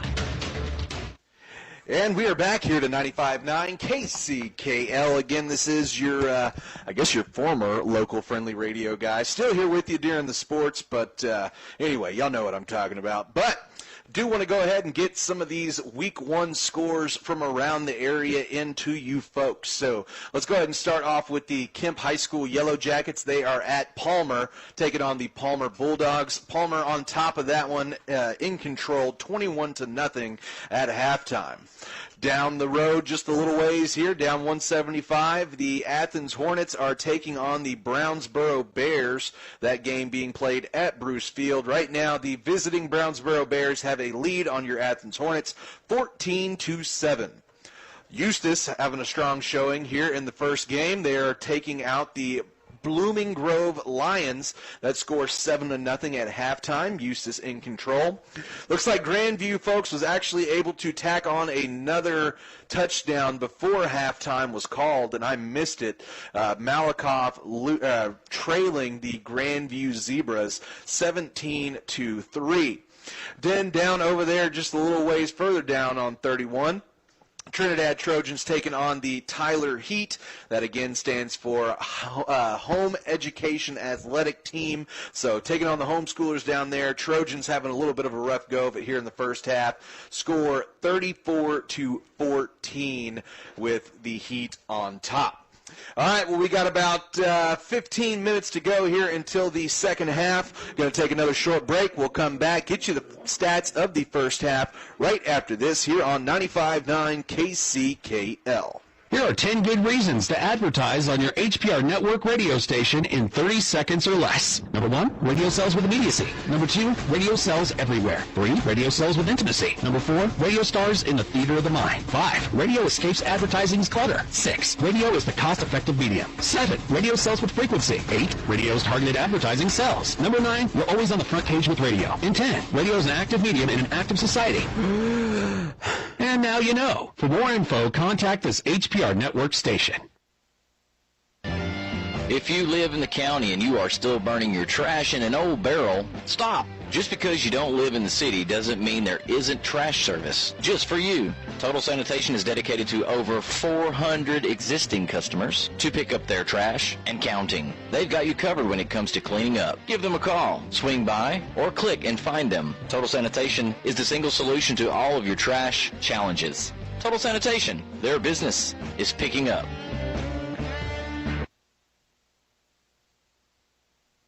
Powell Motor Parts Napa and Mabank is your locally owned and operated parts place. More than just auto parts, Powell Motor Parts Napa has parts for the farm, boat, lawnmower, and HEV parts. All the parts, tools, or accessories you may need are at Powell Motor Parts Napa just down the road. They also mix automotive paint, and if you need hydraulic hoses, they have those too. Open 8 to 6 weekdays and 8 to 5 on Saturday with curbside pickup available. Powell Motor Parts Napa, 105 West Mason in Mabank. Keeping farms running, construction moving, and towns maintained is essential. This is Bert Newtz with Athens Tractor and Equipment, your elite Kubota dealer. As an essential business, Athens Tractor and Kubota are working together to keep you working. Right now, get 0% financing and no payments for 90 days on Kubota equipment. Right now, get 0% financing and no payments for 90 days. Offer expires June 30th. Visit KubotaUSA.com for full disclaimer.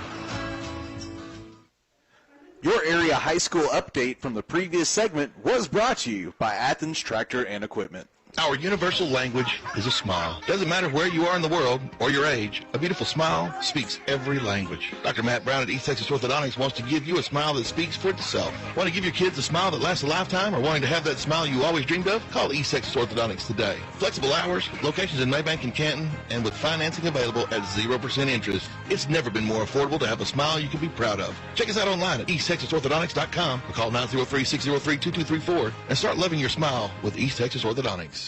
Looking for future leaders we can trust and believe in? Look no further than the high school student athletes right here in Texas.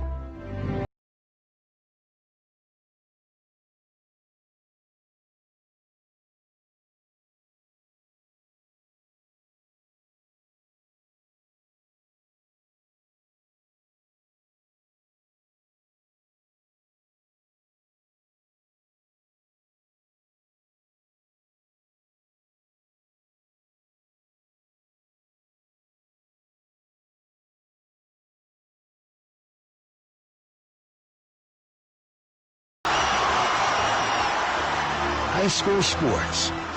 There's so much more than just a game. This message presented by the Texas University Interscholastic League and the Texas High School Athletic Directors Association. Message also brought to you by Wes's Body Shop. When he was a very young man, Wes picked up a paint gun in order to feed the fascination he had for painting.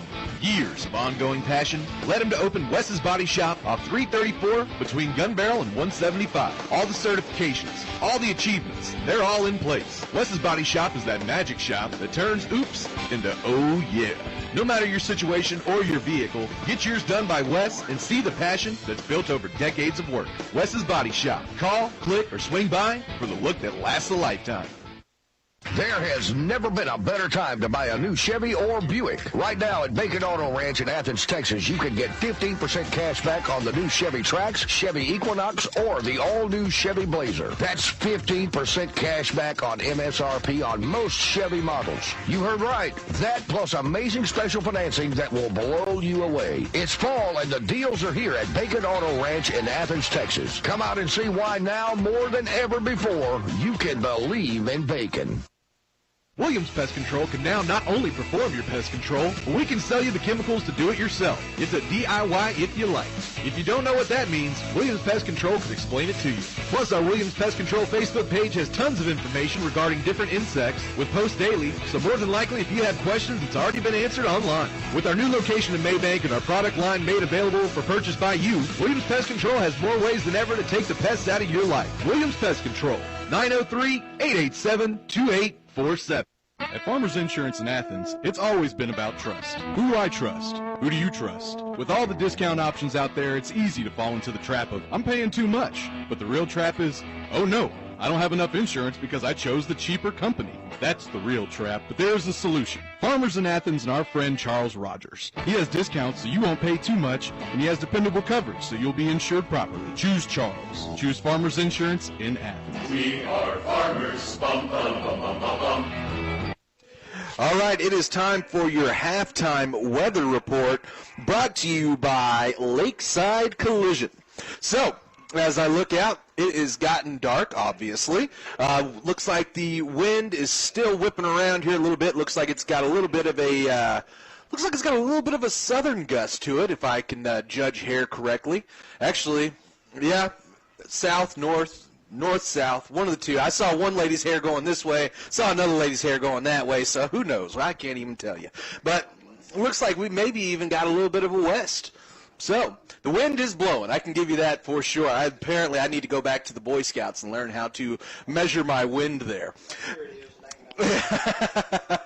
Well, let's see. Rick Ratley, he is over there chewing down on some nachos, so we're going to have to come back, let him tell you if Mabank has improved the nacho game right after this. But I can tell you that your weather is it's going to be nice. It looks like throughout the rest, it looks like it's going to stick right here in about the 80-degree, 85-degree range. So I think these boys are doing okay. Don't expect to see a ton of cramps. I think we would have seen them already if we were going to see them. So looks like it's going to be an okay second half, and we'll be back to do it and get Rick's nacho review here in just a second on 95.9 KCKL. This weather report brought to you by Lakeside Collision. Lakeside Collision has built a reputation of getting it done right the first time. Being the preferred collision repair service of all the major insurance companies isn't easy. It requires a dedication to excellence that surpasses all others, offering a limited lifetime warranty, free computerized estimates, secure on-site vehicle storage, and off-premises rentals. You want the best when it comes to your vehicle, so don't settle. Call Lakeside Collision today at 903-887-6740 or online at lakesidecollisiontx.com. At Lakeside Collision, it's always about perfection. S&S Services have a brand new location and do what no one else can or will. That is work on your classic, antique, or muscle car. The time to get into old cars has never been better. They never go down in price, and they always bring you in style. The trouble is finding someone who you can trust to work on them. Look no more. S&S in Gun Barrel is in the old but completely renovated Shuck and Peel building just off 334. And if it's cool, if it's old, if you want it, dreamed it, gotta have it, the guys at S&S can do it. Come see their work or check them out online. S&S Services, classic, antique, and muscle car owners and buyers only. If you're not one, come be one at S&S. Okay, now we're back here for your first half stats. Want to go ahead and give those off for you. Now, folks, Bullard Panthers, they've really been in control. The score might not say it, 10-6, but Bullard really has been in control this first half. Two different quarterbacks, both being successful. Number 6, that is Cooper Callaway. He is 6 for 8 in passing, 7 for 9 in passing for 70 yards, but he does have those 2 interceptions. Also has 1 rush for 3 yards. Then you flip it over to the other quarterback, Blake Blaine. He has got 5 rushes for 41 yards. Also had that 71-yard strike to number 2, Connor Carson, that went for a touchdown. So For Blaine, he is 3 of 6 for 83 yards and a touchdown. Then, of course, as I said, Connor Carson had a big reception there for 71 yards and that touchdown. In total, he has got 4 receptions for 88 yards. Flip it over to the Mabank side. It has been mostly a ground game. Only 2 passes so far for Dalton McKinley. Neither one has been completed. Then you look at Marcus Pruitt. He has been the workhorse, 8 carries, 21 yards, so it's been tough sledding for him so far. Then you get over to number 10, that is Cody Chapman. He actually is not dropped. They were not accurate passes, so was not able to haul in both those dropped passes. But he has got 3 rushes for 6 yards, and then finishing it out for you, Devontae Lowe. He has got, that is 7 carries for 38 yards. Also had a couple of others carry for a yard or 2 apiece. All right, well, folks, we got about 4 minutes and 45 seconds to go here until the second half of action. This has been your halftime stats brought to you by Tri-County Ford. Mr. Gibbs had opened Tri-County Ford in 1933. Roosevelt had just taken office, and our country was in the throes of the Great Depression. Unemployment was high, money was scarce, people needed help, and Tri-County Ford helped them. Time rolled on. Now as our nation stands in need, Tri-County Ford's still there. I needed a car. Tri-County Ford found a way to sell my family a new Edge and delivered it to my house. That's family, and that's Tri-County Ford. They are and have always been driven by us.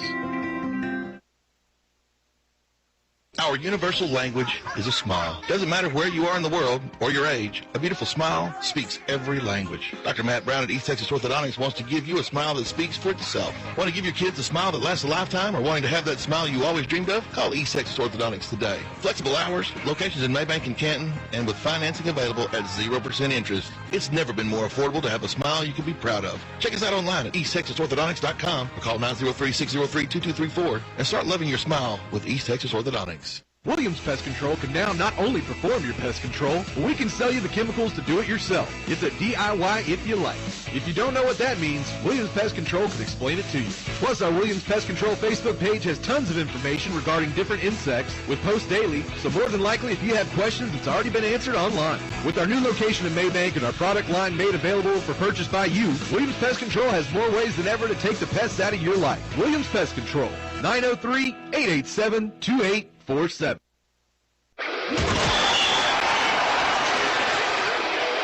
Can't make it to the big game? No biggie. The HPR Network has you covered. Catch all of the live action from your hometown team right here with your hometown broadcasters on your hometown station. Not by a radio, or maybe you're out of our coverage area? That's no big deal either. We've partnered with NetworkOneSports.com to bring you all of the action on any internet-connected device, on air or online. Find your favorite team live on this HPR Network station. Covering every corner of Cedar Creek Lake, 95.9 KCKL, Malakoff, Athens, Camp, Lake Country, 95.9 KCKL.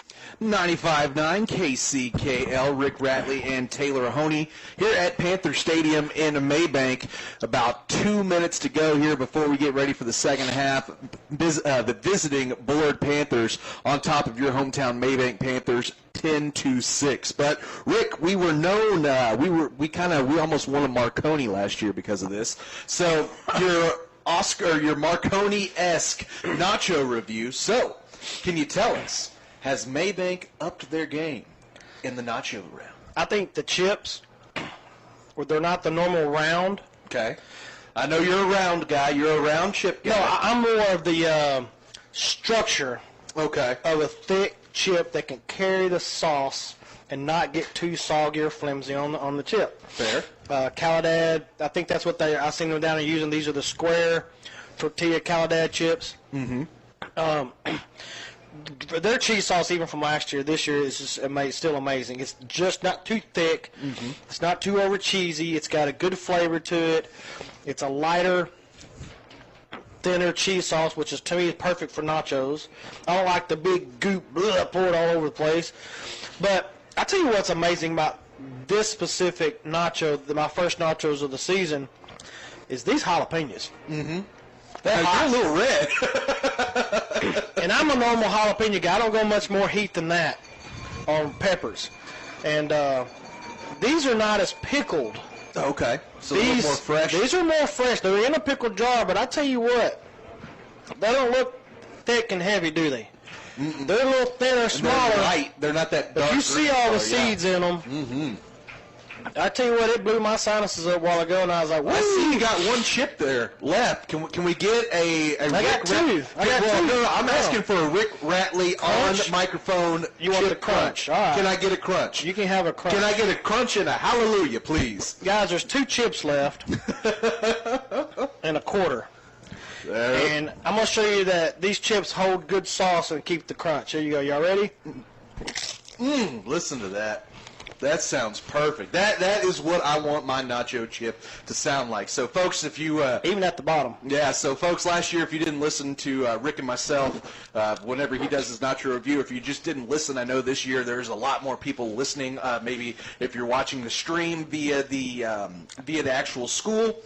They're broadcasting, they're pumping in our volume, or if you're actually listening on 95.9 KCKL or Network 1 Sports, just know that the Nacho Review will be back. We have lots and lots of fun with that, and it will be something that continues. And as I said, we almost won a Marconi last year. Almost. So we already know how Mabank's nachos are. We're here 5 games here this year. Mm-hmm. Exactly. So, Mabank, if you're listening, y'all need to step up for something else. If I see nachos and you got brisket, guess what I'm going to throw? I want the brisket or the pulled pork on the nachos. Yes. Step up the nachos. The nachos are great. They're perfect. They're great. The jalapenos are hot. They're spicy. They're not too overly pickled. They're great. It's time to get drafted in the big leagues. Now, I seen a sign that said Super Nachos. That's what I wanted. Well, I asked, what's on Super Nachos? Well, we don't have them right now. Hey, that just leaves you wanting more. Speaking of wanting more, here we go. It's time for the second half. Second half brought to you by Teague Chevrolet. And Bullard kicks it off to get it started. And all right, he receives it at the 30-yard line. I'm trying to get the number of the guy who received it. He gets about 10 yards, about right at the 40. I wouldn't say a pooch kick. It was a line drive kick straight to the guy at the 30-yard line. Number 22, you said? 32. 32. It was number 32, Carson Bowden. And, folks, do just want to give you a quick update on the score. So, Athens was able to come out and score 2 touchdowns in less than a minute to start off the second half. They now lead Brownsboro 21-14. Score here still obviously 10-6, 11:55 to go here in third quarter. All right, Mabank's running a regular wing formation. The ball's loose, but they recovered it. Looks like the quarterback got it back. Mm-hmm. Looks like there was a little bit of an issue on the handoff between McKinley and Pruitt there. Loss of 2. But great job by McKinley to be able to jump on it. Didn't try and do anything fancy there. Just got on top of the ball with multiple Bullard Panthers around him. And, folks, if you can hear me also, I don't mind. You can look up my Facebook page if you want to and give me some information out of chips on nachos here, too. All right, guys, we got a regular wing formation. They're going to hand out to the halfback straight to the middle, number 24. He jumps a couple of guys, a little bit of a hurdle. Not sure if that rule still plays in effect for hurdling, but he gets about 7 yards, I do believe, back. He's going to be short, about 5 yards. It's going to be 3rd and 4. They're actually going to give him 8 on that. They gave him 8, okay. So 3rd and 4. I think they got a kind of a positive spot on that one. Yeah. It's where he landed, so they're going to do a wing, kind of a wing T formation right here. They're going to get stuffed a little bit past the line of scrimmage. They're going to gain about 2 yards. It's going to bring up 4th down, though. It's a big gamble. That was Chapman again. 3rd and 4. Hopefully, they got 2 yards to go. Looks like they're going to do a quick switch and punt. They're right at the 48-yard line on the Mabank side. Yeah, that fumble on the first play really comes back to cost you here. Yeah. It don't seem like they have that. I mean, 24 can, but they'll have that one running back that really can break some good tackles. Mm-hmm. They're going down pretty easy once they get grabbed around the hips. All right, it's going to be a soccer-style little pooch kick up in the air. Going to kick. Oh, might have tipped his hand. Might have tipped the hand. If he didn't grab it, that means, he did grab it, so he ran the 3-yard line. Missed one tackle. He's getting one quick block right here. There's a block in the back. See if they call it. They didn't call it. No he call. squeezes between two more guys. He's still going down to the 40-yard line. Wow, I cannot believe they didn't call that play. Yeah. Call that flag. Referees are not in position to call it. We were plain sight from where we're sitting up here in the press box. And that was number 24, Riley Long, with the return, was benefited. Looked like a Mabank Panther was actually tackled halfway instead of being blocked. Number 54 is showing frustration down there. Yeah. He knows he got blocked in the back, and they're not calling it. Also has a sweet hairdo, if I may add that. That's a heck of a wonderful mullet right there. Old school mullet. I like it. That's some Brian Bosworth level mullet right there. By the way, have you noticed why I'm growing my hair out here? Yeah, I'm gonna be a mullet. I got the cap out at the cap, the hair out the cap hair. What do we call that? Whatever hair you grow, you're doing better than me, buddy. Well, as I said, this third quarter brought to you by Teague Chevrolet. There is a Panther. Mabank Panther down, but it looks like he's going to be able to get off the field. Don't want to comment too much on that, but we will continue play here. It is Bullard going to be taking over, first down and 10 from right at about their own 41-yard line. And Mabank already out on defense. Bullard taking a little longer to get it out here on offense. I guarantee you they'll go straight to the line. Yep. 9:46 to go here in the third. Still 10-6. Bullard on top. Closer game than probably what it should be. All right, you got spread offense, trips left, twins right, motion by number 22 back towards the running back by the quarterback. They're going to fake the handoff to him. The quarterback takes the ball himself. After the number 22 gets tackled, he's getting about 12 yards, maybe 13 yards. He's out of bounds on the visitor side. He's going to be on the Mabank side of the field now, right close to the 46-yard line. So it looks like they are going to call it 13 for Blaine. That is Blake Blaine.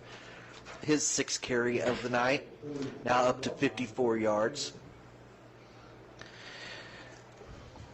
I'll tell you what I think about that play here in a second. You got a spread offense, trips right, twins left. You got to throw to number 2.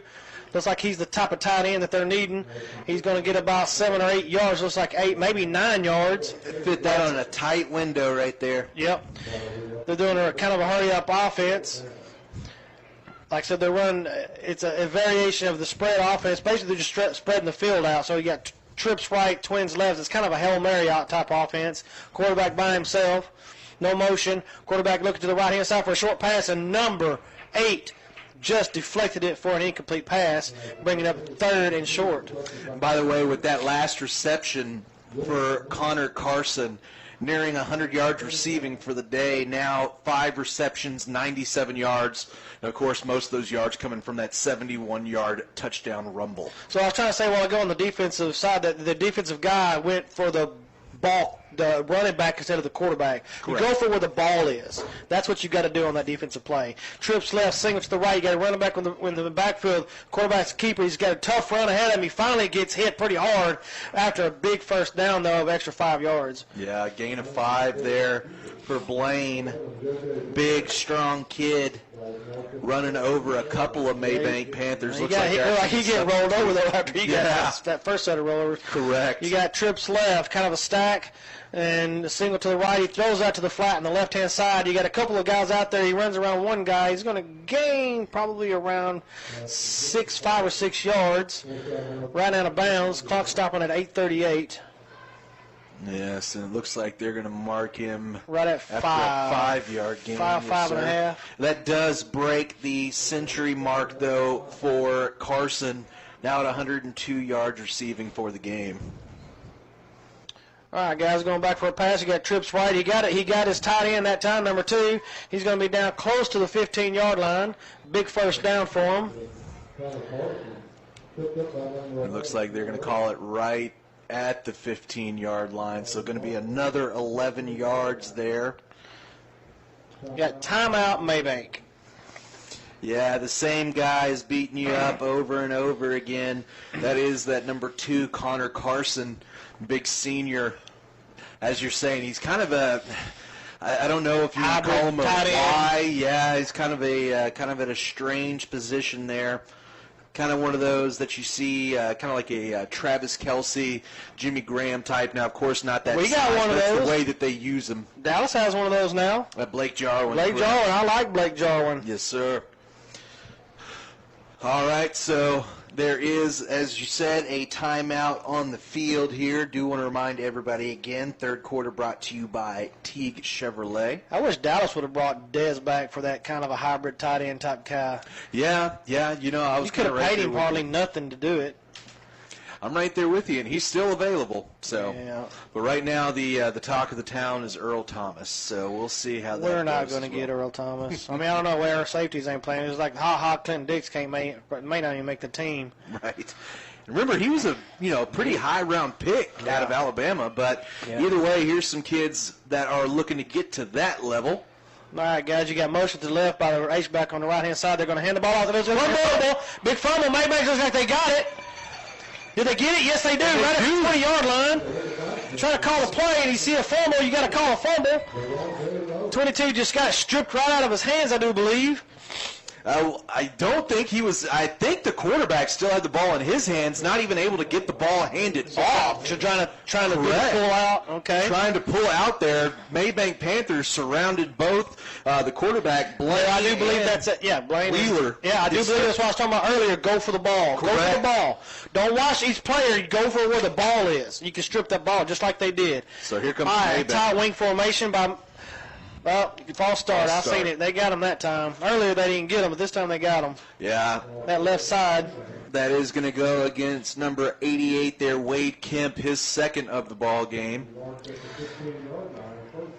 So due to turnovers, Bullard's luckily still ahead in this game because Maybank's not able to really move the ball more than 20, 30 yards at a time and get stalled, or sometimes not even then, unless they're on the goal line. Correct. And apologies for not seeing which Maybank Panther recovered that fumble. Would love to give you the information. Just didn't quite see. There was a pile there. All right, tight wing formation. They're going to hand the ball off to this. Oh, they got a fumble by Maybank this time. And recovered by Bullard. Going to go into the end zone. Recovered there by number 24, Riley Long. Ball popped right out of the hands there of the ball carrier. Looked like that was number 10 there, Cody Chapman. And again, number 24 of the Bullard the Bullard Panthers, Riley Long, able to scoop and score, extend the lead back out to 10 for Bullard with a chance to make it 11. I'd be interested to see what type of speed that Maybank has and see if they can do something by throwing the ball. I mean, you're going to have to figure something out. And field goal is up and good there for number 10, Christian Moore. All right, so the Panthers, Maybank Panthers, have their work cut out for them now. 11 points to come back from. We're going to step away, take a short break. We'll come right back here on 95.9 KCKL. Here's what people say when they walk into Athens Army Navy Pod. Dang, I didn't know you all had that many guns in here. Wow, I had no idea you had a 4-month layaway. Just in time for Christmas. Dang, I didn't know Shane Sorrells was that handsome. Okay, that last one was a lie. But the rest of it is true. Come to Athens Army Navy Pod and find the gun you want and the ammo to go with it right now. And you don't even have to talk to Shane. His wonderful wife, Sharmy, is there to help you too. Check him out on Facebook and come in the store today. Imagine what they'll say. Your source for sports, HPRN. So after the fumble there by the Maybank Panthers, that brings the turnover margin a little bit closer.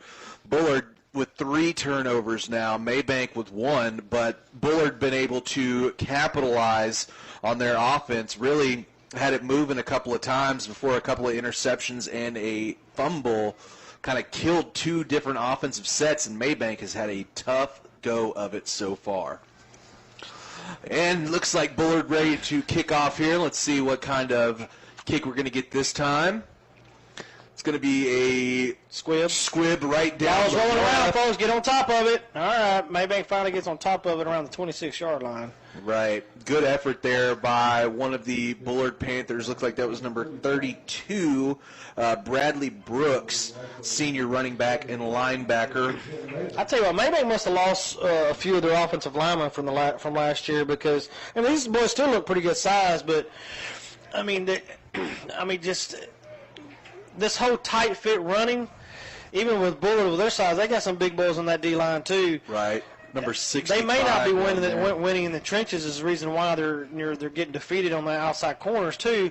So maybe they need to start to learn how to spread it out a little bit more. Yeah, number 65, Josh Leach. Number all right, let him give a pass from the quarterback to that play we got like last year. Number 4, he gets it. He just steps out of bounds. A little bit of a tackle, a huge play.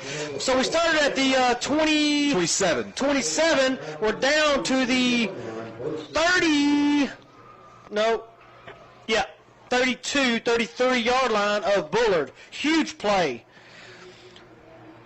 So that 10, 20, 30, 40, almost 50-something yards? Let's see. So it was 23, 33, 38. That would be 40 yards exactly, sir. It's like a long back shoulder fade of a 20-yard back shoulder fade to that number 4, which I've been waiting for the whole game. Mm-hmm. Regular wing T offense. Here we go. We're handing it out to number 24 to squish to the right-hand side. He breaks a tackle. Make one more. No, he's down right around the 13, 14-yard line. But a 21-yard rip there for Devontae Lowe.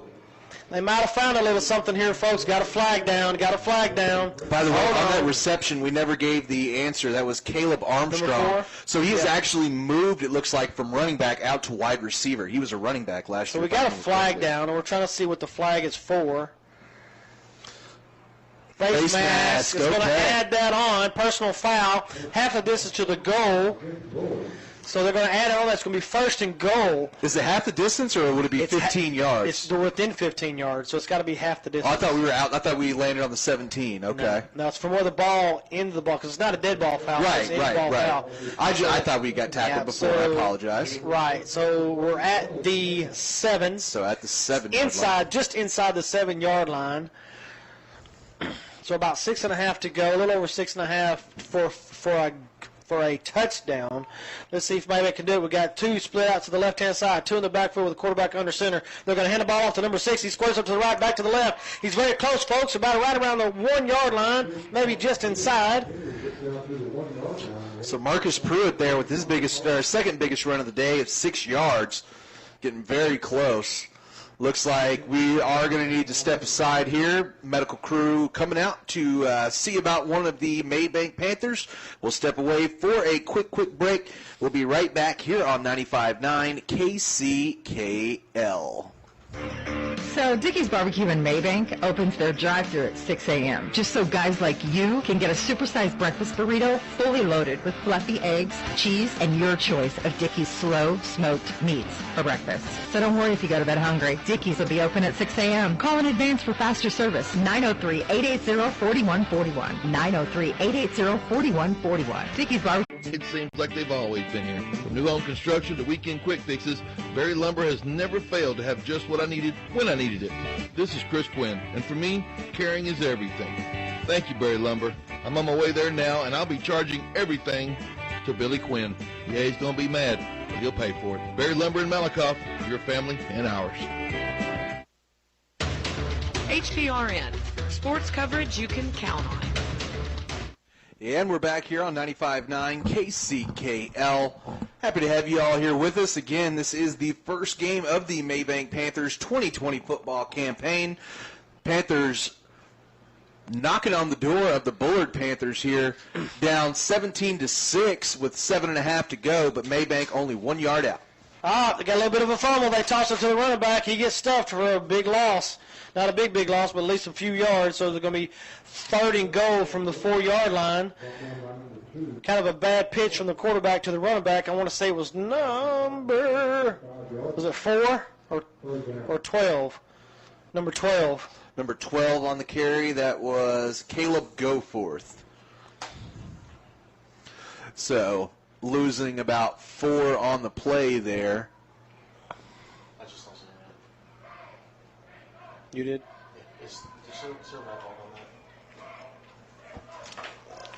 All right, they're going to hand the ball off to number 12, to the running back. He broke a tackle, folks. He's running back towards the right-hand side. See if he can get around the edge. He lost quite a bit of yardage, folks.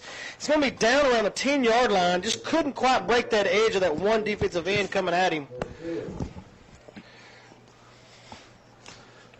All right. See, anybody that may be watching the game, appreciate y'all again for being here. Sorry if there was a little technical issue there real quick, but I think we got it all figured here. So now 4th down where you were second down and a yard. Things have broken down here for you. The kicker looks like he's okay, but they're going to try to go for this 4th and goal from the 11. Down by 11. Very dangerous. I would probably kick a field goal because they look like they had a decent kicker. They're going to run a regular. They're going to run that pass. They're going to run that fade to 88. Number 4 just threw over his head. Couldn't quite get it there. Squandered a massive opportunity within a yard. Man, fumbles kill you every time. Yes, they do. As you said, McKinley just a little too high on that last pass. Really didn't know exactly what he was trying to do with it. Threw it short of the goal line. But as you said, you've got to capitalize whenever you have opportunities. Mabank having a hard time of it so far. All right, so Mabank's on defense. It looks like Bullard's going to run that spread off of trips right, single left, running back with a quarterback in the backfield. They're going to do kind of that fake handoff. Quarterback runs straight up towards the middle this time. Nobody keeping an eye on him. He sees a big gap and gets a huge, about 15 yards. And that is Blaine still out there at the quarterback for Bullard. So Blaine, after that 15-yarder, now up to 74 yards on the ground for the night. So basically, by spreading what they're doing, they're just disguising. They're running that running back up there, especially with a fake to the running back. That quarterback's doing everything himself tonight, folks. He looks to the right. He throws to the right. He finds a guy. It's like number 2. Number 2 again. That was Connor Carson. Kind of a quick. It's not really a screen, but kind of a quick screen. Mm-hmm. You kind of look at it in that type of way. You just turn and throw. It's like a tight end screen. Yes. Yeah, sir. but yeah, I mean, as long as those guys are not blocking downfield when he throws it and catches it, he's all right. So they're only going to give him a yard on the reception there. Not much on it. Trips left, single right. They're going to hand off to the running back, number 22, straight up towards the middle this time. They got a big gap. He's going to get the first down right at the 40-yard line. Gain of 11 there for number 22, Wheeler. Hurry up offense. Here we go. Defense is trying to get set. Quarterback trips left, single right. They stuffed that one that time, folks. They didn't let that guy go anywhere. They got a loss of about 2 yards down at the 38-yard line. And that was Wheeler again on the carry. 38 yards on 9 attempts after the 2-yard loss. Wonder having the number big 13. I think he's out wide to the left. I'm not sure for Bullard. Trips left, single right, running back with a quarterback in the backfield. They're trying to draw him off sides. Not working this time. He's looking to his left. He throws a quick throw. Overthrows. Interception to the 40, to the 35, to the 30. Oh, just couldn't quite get around that one last guy. So interception, another turnover for the Bullard Panthers. And Mabank takes over at the Bullard 30. Yeah, interception there by Landry Johnson. We saw him do that a couple of times last year. That is now the 3rd interception, 4th turnover for Bullard. So, lots of turnovers, but still leading this game 17-6 with 4 minutes and 19 seconds to go here. And here comes McKinley leading the Mabank Panthers back out onto the field. Got to capitalize here, boys. Got to capitalize. All right, so Mabank still running the tight wing formation. Means the running backs and their H-back are just a little bit closer, a little bit of a stutter step from the H-back trying to make motion. They're headed off to the fullback up towards the middle. Looks like that little number 6. Big gain. He gets the first down of about 12 yards. Yeah, Pruitt, 12-yard burst there. Biggest one of the night for him. Brings him up to 10 carries, 39 yards after the burst through the middle. Now, Mabank's still doing what they did last year. They're calling all the plays from the sideline. McKinley goes to the sideline to receive the call there from OC Rick Slade. All right, guys. Excuse me, Cody Yeager. I apologize. All right, I formation, split left. Means who here even knows that anymore. Got to hand it off to the running back. I think trying to figure out which one it is this time. That was number 10, Caden Burrow. No, it's 22. No, excuse me. 22, I do believe. 26. 26. I apologize. So that's Kazenborough. He got about 3 yards, so it's 2nd and 7. The ball is on the, looks like around the 14-yard line. They need to get to the 8 to get the first down.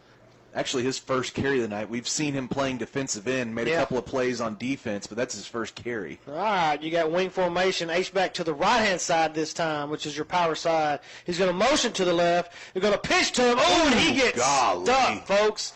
Wow, the number 2 for Bullard. Read that well. Yeah, that time it was Cody Chapman, number 10 on the carry. Going to be a loss of about 7 on the play. All right, bring it up. Third and 14. Big loss on that play. Looks like they're going to call it 6, so a loss of 6 on the play. Yeah, because he fell about 2 feet or 2 yards after he got hit backwards. Yeah, and that was the leading receiver over there for Bullard as well, Connor Carson. Playing laying both down sides. that These big big hit. schools, he's playing both ways. Can you believe it? Mm-hmm. All right, you got twist to the right with an H-back and a running back. They're still going to run the ball to the right-hand side, trying to get something out of this. He gets back up to close to the 15-yard line where it'll be 4th down. Yeah, so that was Pruitt on the carry. Going to pick up, looks about the 6 that was lost originally, or lost on that last play. So going to bring it to about 4th, and it's going to be a short 8 or a long 9. Or a long 9, or whatever I'm trying to say, Rick. You know what I mean. Yeah, I'd call long 8 or a short 9. They're calling There's it the 9. I'd say long 8, short 9, like you're saying, yeah. Trying to keep my eye down there on number 24, see what he's going on. We got wing formation, going back for a pass. He throws it up. Got 2 guys down there. Kind of got squeezed. Neither one could get their hands on the ball. Good defensive play. So ball goes over on downs there. Score still 17-6. Now a minute 24 to go here in the third. So that is now 4 turnovers and only 1 scoring ability after turnovers. So whenever you're only 25% on that, it's not going to be great for you. All right, so here comes Bullard back out onto the ball. Going to be led. It looks like it's still Blaine in the backfield. All right, watch the quick pass to the right-hand side. They're going to fake to the running back. Oh, they're going to stuff him. They're going to give it to him the whole time. Ball's out! Ball's out! No, they're calling him down. No, they're calling him down. Yes, sir. Had a big loss of 5 yards, 6 yards on the play. That was Wheeler with the loss on the play. Now, if I was Bullard being smart, I would run the ball, run the clock out. We got a minute left in this third quarter. You're showing that Mabank can't really do anything once they get down to the goal line.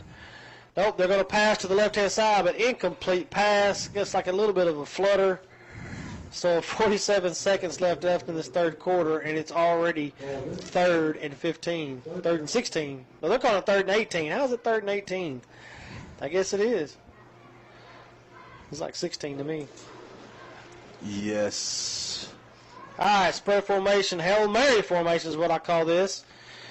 Everybody spread out. Got motion by 22 to going to the right-hand side. He fakes that throw. He's throwing down the middle of the field. He's got 16 wide open. And drops it. And drops it at the 43-yard line. Now, if we're being fair, that was a low pass there for Case Bowman, but he had both hands on it. It hit him in his hands. It hit him in both hands. And he should have picked that one up. If he did, there was not a Mabank Panther going to catch him.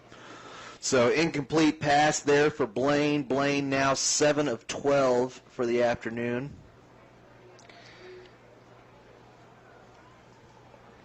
For a grand total of 109 yards, 1 touchdown, 1 interception. I thought he threw 2. There's actually been 3, and the other quarterback threw 2, and Blaine threw 1.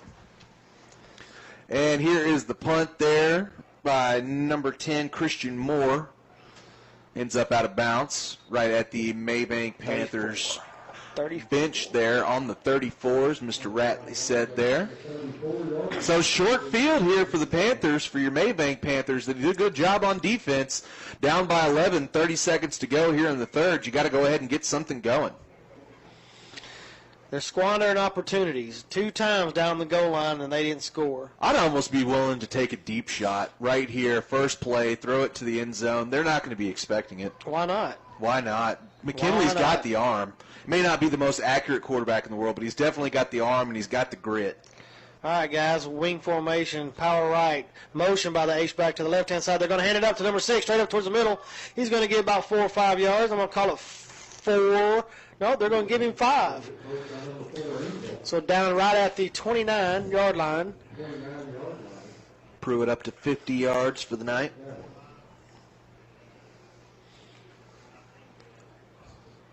He's a good little scat back. He's running up the middle like that. It's kind of hard to see him. If those linemen are pushing those other guys around to create that hole, you can get 4 or 5 yards every time with this little kid. Right. All right, there's the quarter, folks. And there is the quarter. So as score is the same, 17-6. The visiting Bullard Panthers on top right now. Going to step away, take a short break. We'll come back with your third quarter of action right after this here on 95.9 KCKL. Mr. Gibbs had opened Tri-County Ford in 1933. Roosevelt had just taken office, and our country was in the throes of the Great Depression. Unemployment was high, money was scarce, people needed help, and Tri-County Ford helped them. Time rolled on. Now as our nation stands in need, Tri-County Ford stood there. I needed a car. Tri-County Ford found a way to sell my family a new Edge and delivered it to my house. That's family, and that's Tri-County Ford. They are and have always been driven by us. S&S Services have the brand new location and do what no one else can or will. That is work on your classic, antique, or muscle car. The time to get into old cars has never been better. They never go down in price, and they always bring you in style. The trouble is finding someone who you can trust to work on them. Look no more. S&S in Gun Barrel is in the old but completely renovated Shuck and Peel building just off 334. And if it's cool, if it's old, if you want it, dreamed it, gotta have it, the guys at S&S can do it. Come see their work or check them out online. S&S Services, classic, antique, and muscle car owners and buyers only. If you're not one, come be one at S&S. And we're back here to 95.9 KCKL. Folks, there is a way that you can watch the game as well as hear our voices. Just go to the Mabank the Mabank YouTube page, or you can go to the Mabank Athletics page. You can find the video in either of those places. And again, the audio you will hear is from us, but Mr. Bobby here is pumping through video for that, so you are able to watch the game as well as hear it. All right, so I missed the play just now because we were talking about doing that YouTube stuff. Mabank is 1st and 10 from the, looks like around the 22, 23. I want to say 23. They're calling it 22 on the score, but I say 23-yard line. Looks like the regular wing team formation. Going to hand out to number 6, kind of a fullback, right up towards the middle. He's going to get just a couple of yards right at the 20-yard line. Not much more than that. So 2nd and about 8. So they're going to give it 2 there. Because that yard marker looks like he's on the 23, but they call it 22. Mm-hmm. So he's close to 3 yards, a little over, almost right at 3 from what I'm showing, but they're going to show it 2 yards. So 2nd and 8. I'm going to say a short 8. Straight wing T formation. Motion by the H-back to the right-hand side. They're going to hand it back out to number 6 again. Put it right up towards the right-hand side, off tackle. He's going to get close to the 15. Be a couple yard or a yard and a half short of the first down. About a 5-yard So gain. that's on the 3rd down again, folks. They're moving the ball. Twice they've been on the goal line and just quite couldn't score due to fumbles. The lone point so far scored by Devontae Lowe, number 24. And I guarantee you they're missing him right now. Correct. With his speed and his power, I don't see him anywhere on the field. He is stretching out. I do believe I see him hidden now. They hand the ball off to the left-hand side to another kid. Looks like he does have the first down. Trying to get the number. Looks like it's going to be number 10. Yeah, that is number 10. That is Cody Chapman.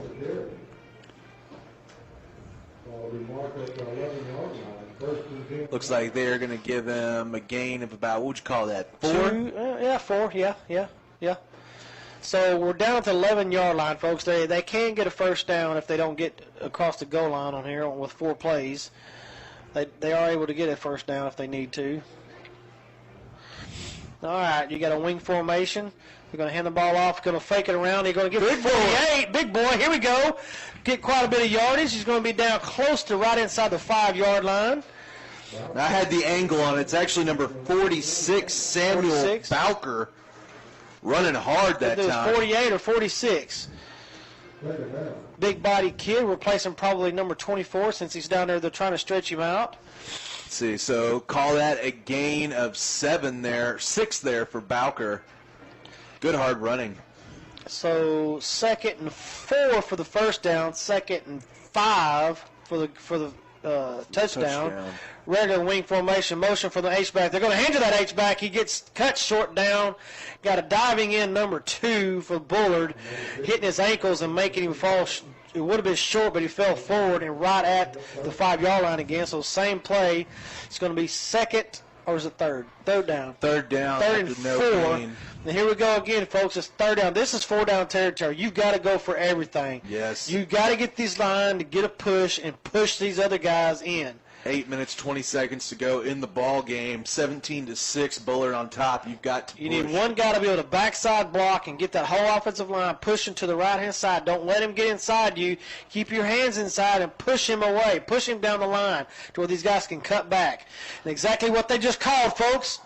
He gets close. I want to say he's very close to the first down. Looks like he's going to be on about the 1-yard line there. Hold on, Coach. Hold on, Coach. Get a yard marker. Hold on, Coach.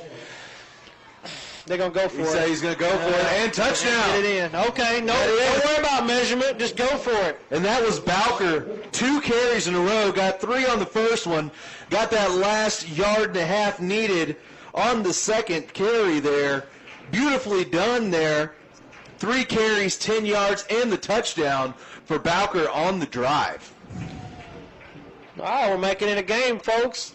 Kick a field goal or go for 2. If you go for 2, you're within 3. Am I right? Or 4. Now you'll be within 4. Yes. So it don't make a difference on here. They're going to kick the field goal. No, they're faking it. Going for 2. Spin around. Throw it, guy. Throw it, young guy. Oh, he just did it. It didn't make a difference on that. Yeah. So they're down by 5. Well, if you would have converted, you would have been down by 3. So within a field goal, sure. But with the converting it or not, either not converting or getting 1 point still leaves you to where you need a touchdown. So as you said, not a huge ordeal here. No. Okay, so 7:51 to go. Score now 17-12. Mabank getting a little bit closer here within a touchdown. And they've been doing a great job of getting turnovers here from this Bullard squad. They could really use lucky number 5 right here. Let's see some updates from around the area, folks. Palmer has extended their lead over Kemp 35-0. Bullard, of course, Brownsboro kind of falling apart in the second half. Athens now leads them 35-21. Blooming Grove has come back and taken a lead over Eustis 14-7. And Grandview and Malakoff is 24-10. Grandview on top. If we get an update, looks like the Trojans are getting close to being run. What's not run ruled, but what's the score difference in 6-man? I can't remember if there's a difference. It's 50. I think it's 40 or 50, something like that. 55 maybe. I don't know, something like that. Ask Chris. Yeah, I'm about to. All right, guys, Mabank's going to kick it right here. They're going to squib it. What are they going to do? They're going to pooch it way up. You got a fair catch call at the 35-yard line by number 11 for Bullard. Yes, all right. Now, as I said, you've been playing some great defense here at the Mabank Panthers, but you've got to grit it out. Got to do it at least one more time if you can get another turnover here. A little under 8 minutes to go here, only about 2/3 of your fourth quarter to go. You've got to kick it into high gear, but continue to play smart as you have been. So let's see what quarterback comes onto the field for Bullard this time. Looks like it is going to be Blaine. So 45 points. That we got our answer there. 45 points has to be the difference. So looks like it is at 31 right now. So 2 more touchdowns will end the game there for Tyler Heat and the Trojans. All right, guys, they're going to hand off to number 22. Looks like number 8. Is that number 8? Yes. For Mabank, kind of snuffed him out. Yeah, that was. A little bit of a loss of a yard. Jordan Wynn held him up pretty good till the rest of the guys could gang tackle him and keep him from going anywhere. Jordan Wynn doing everything he can to help his team get to his last name and win this game. Right. They want the ball back at least one more time to see if they can score a touchdown and actually come back to win this game. All right. Looks like they're going to run a twins left, twins right single backfield. They're trying to draw him off sides. It didn't happen. He looks to his right. The quarterback takes off on his own. He is snuffed out with a sack. Down, boy. Looks like it was a fake throw. He's just going to take off, try to run some of this clock down. It's going to be 3rd and long, folks. 3rd and about 12 with under 7 minutes to go in this game. Yeah, interesting. That looked like he was kind of looking for that deep pass with a 5-point lead deep into this game. Mabank has 2 timeouts left because they burned one earlier in the second half. Another Quarterback's looking for a throw. He throws it deep. He's got it, number 29. Incidental contact, both going for the ball. Incomplete pass, stopping the clock at 6:36. Yeah, that's one of those, whenever it happens to your team, you are furious, but when it happens to help your team, you say, yeah, that was a real nice, clean play right there. All right, so that stops the clock. 4th and 12. Of course, they're probably going to punt the ball.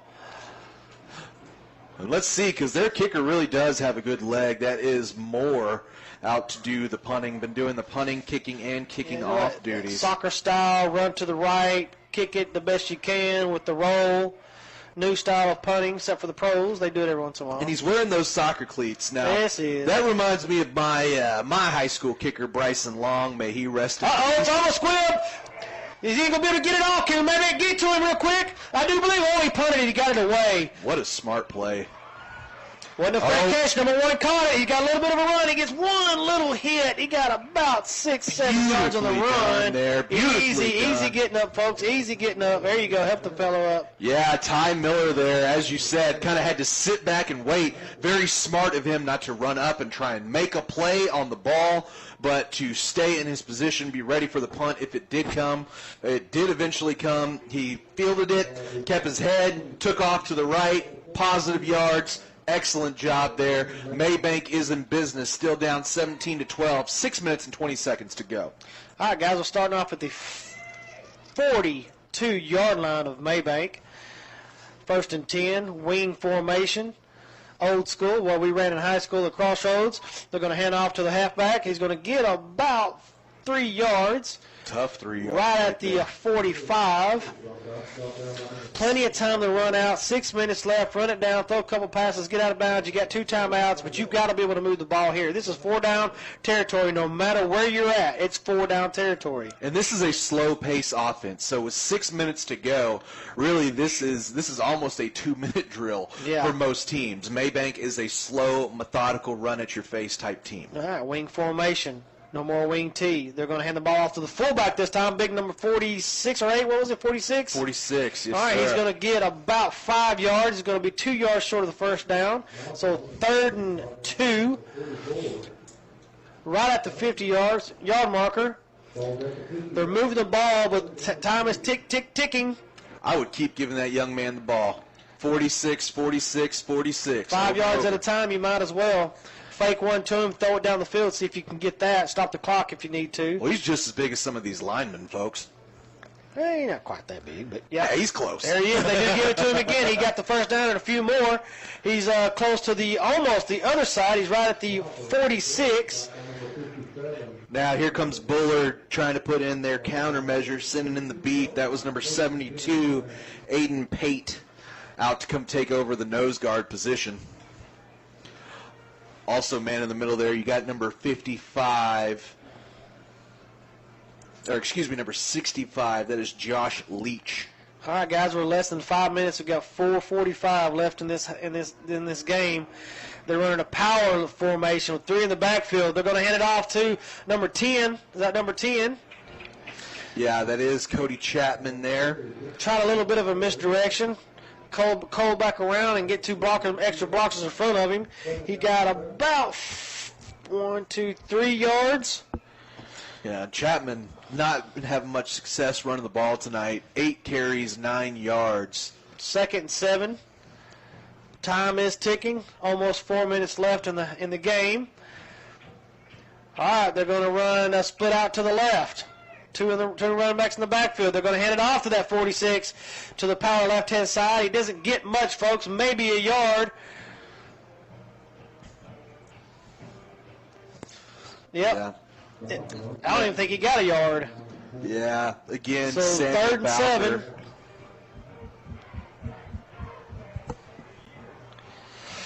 Coach, this is come on, this 4-down territory. You got to move the ball. I understand the plays you feel they need to be successful. You've got to be able to push a little bit more. Start using more of the ones that have been successful, more up the middle or misdirection. Twins right, 2 in the backfield with the quarterback under center. They're going to hand the ball off to 46 up the middle. He's going to get close to the 40-yard line. I do believe they stripped it.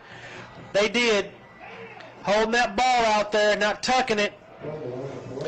So fumble there for Bowker. Not what the doctor ordered.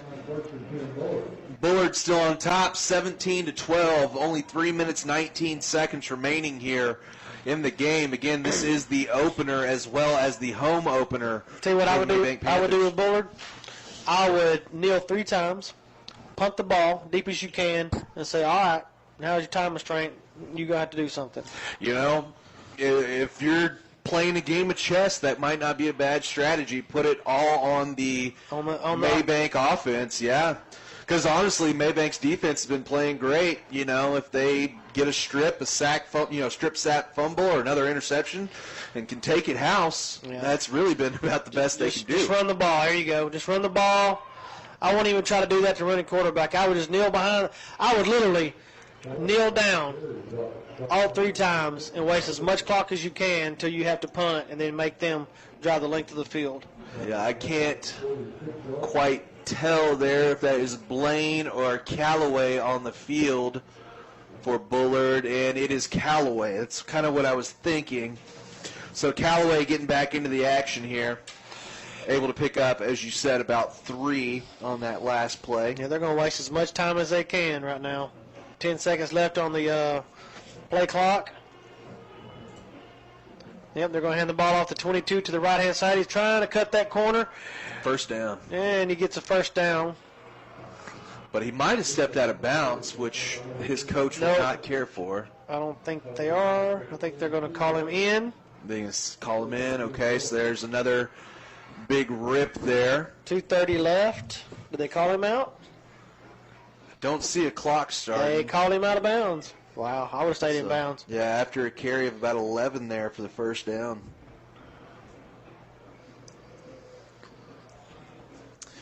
And I guarantee they're not going to throw the ball, especially the interceptions they've had. No, yeah.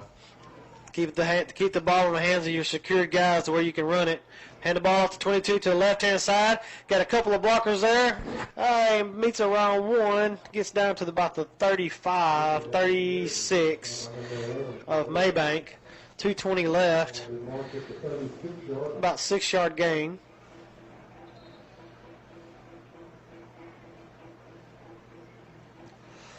And a timeout. Yeah, so been kind of a tough start here for this one for the Mabank Panthers, but you know, again, as we mentioned, it's a strange time right now. These kids, you know, obviously both teams having to deal with the same thing, but it's just a different year. Everything is just so different with the small amount of time, really, and even if you think back to things like summer workouts, you know what I mean? They were very kind of neutered, you know what I mean? There's not as much as they would normally do. So I think it is going to take a week or two for most of these teams to really get back to clicking. Yeah, full contact, unless you can start getting full contact and doing the things you need to do. I mean, it is what it is, but at least these kids are playing. That's all I care about. At least they are playing. That's a good thing. All right, guys, the same type of spread offense is what they've been running all evening long. Quarterback keeper straight up towards the middle. He's going to get his first down, but stays in bounds. Of course, is in the middle of the field, right around the 25-yard line. It's almost 2 minutes left. I'm sure that Bullard's going to run the clock out as much as they can. So just getting a game check here from Tim and TJ Howard over there. Score 42-21, Athens on top, and from what I am seeing is that the quarterback for Athens apparently is a beast this year, boys. 4 rushing touchdowns and a passing touchdown. And the ball off to number 22 to the right-hand side. Bad tackle. I think they're going to call a face mask on that or some kind of horse collar. Had to call it because it was massively, massively obvious. Folks, if you're wondering where me and Rick will be next week, we will be here with the Mabank Panthers, as you heard. Mabank will be consistently on 95.9 KCKL this year. There will be a game of the week. We will be covering your hometown Mabank Panthers. We'll be out in Kemp, so not too far down the road, folks. So closer for me. Yeah, closer for you. Not way too far from where, about, 15 minutes from right here? 15, 20 minutes maybe from here? 10. Yeah, something like that. 10 so minutes. that game, of course, September 4th, 7:30 p.m. Of course, your pregame should be kicking off somewhere between the 6 to 6:30 area. Of course, we will let you know when that will be as soon as we can next week. Minute and a half to go here, folks. Bullard still on top, 17-12. Mabank's going to need a miracle to pull this one off. Yes, they are. They're going to have to strip the ball, fumble it, and big man's got to rumble, stumble all the way to the goal line and score this to win this game. But by the way, they're going to be secure. They're going to secure the ball right now, big time. By the way, I do want to apologize to the fantastic folks over there at Dickey's Barbecue here in Mabank. I've neglected to mention that you are the title sponsor of the fourth quarter of this game, and again, that is my apologies on that. And my apologies for missing what the call was. I thought it was a defensive call. It was an offensive penalty. They're backed up. They're 1st and 15. So something must have happened after the play. They're going to hand the ball off straight up the middle, or that was a quarterback keeper straight up towards the middle. Right.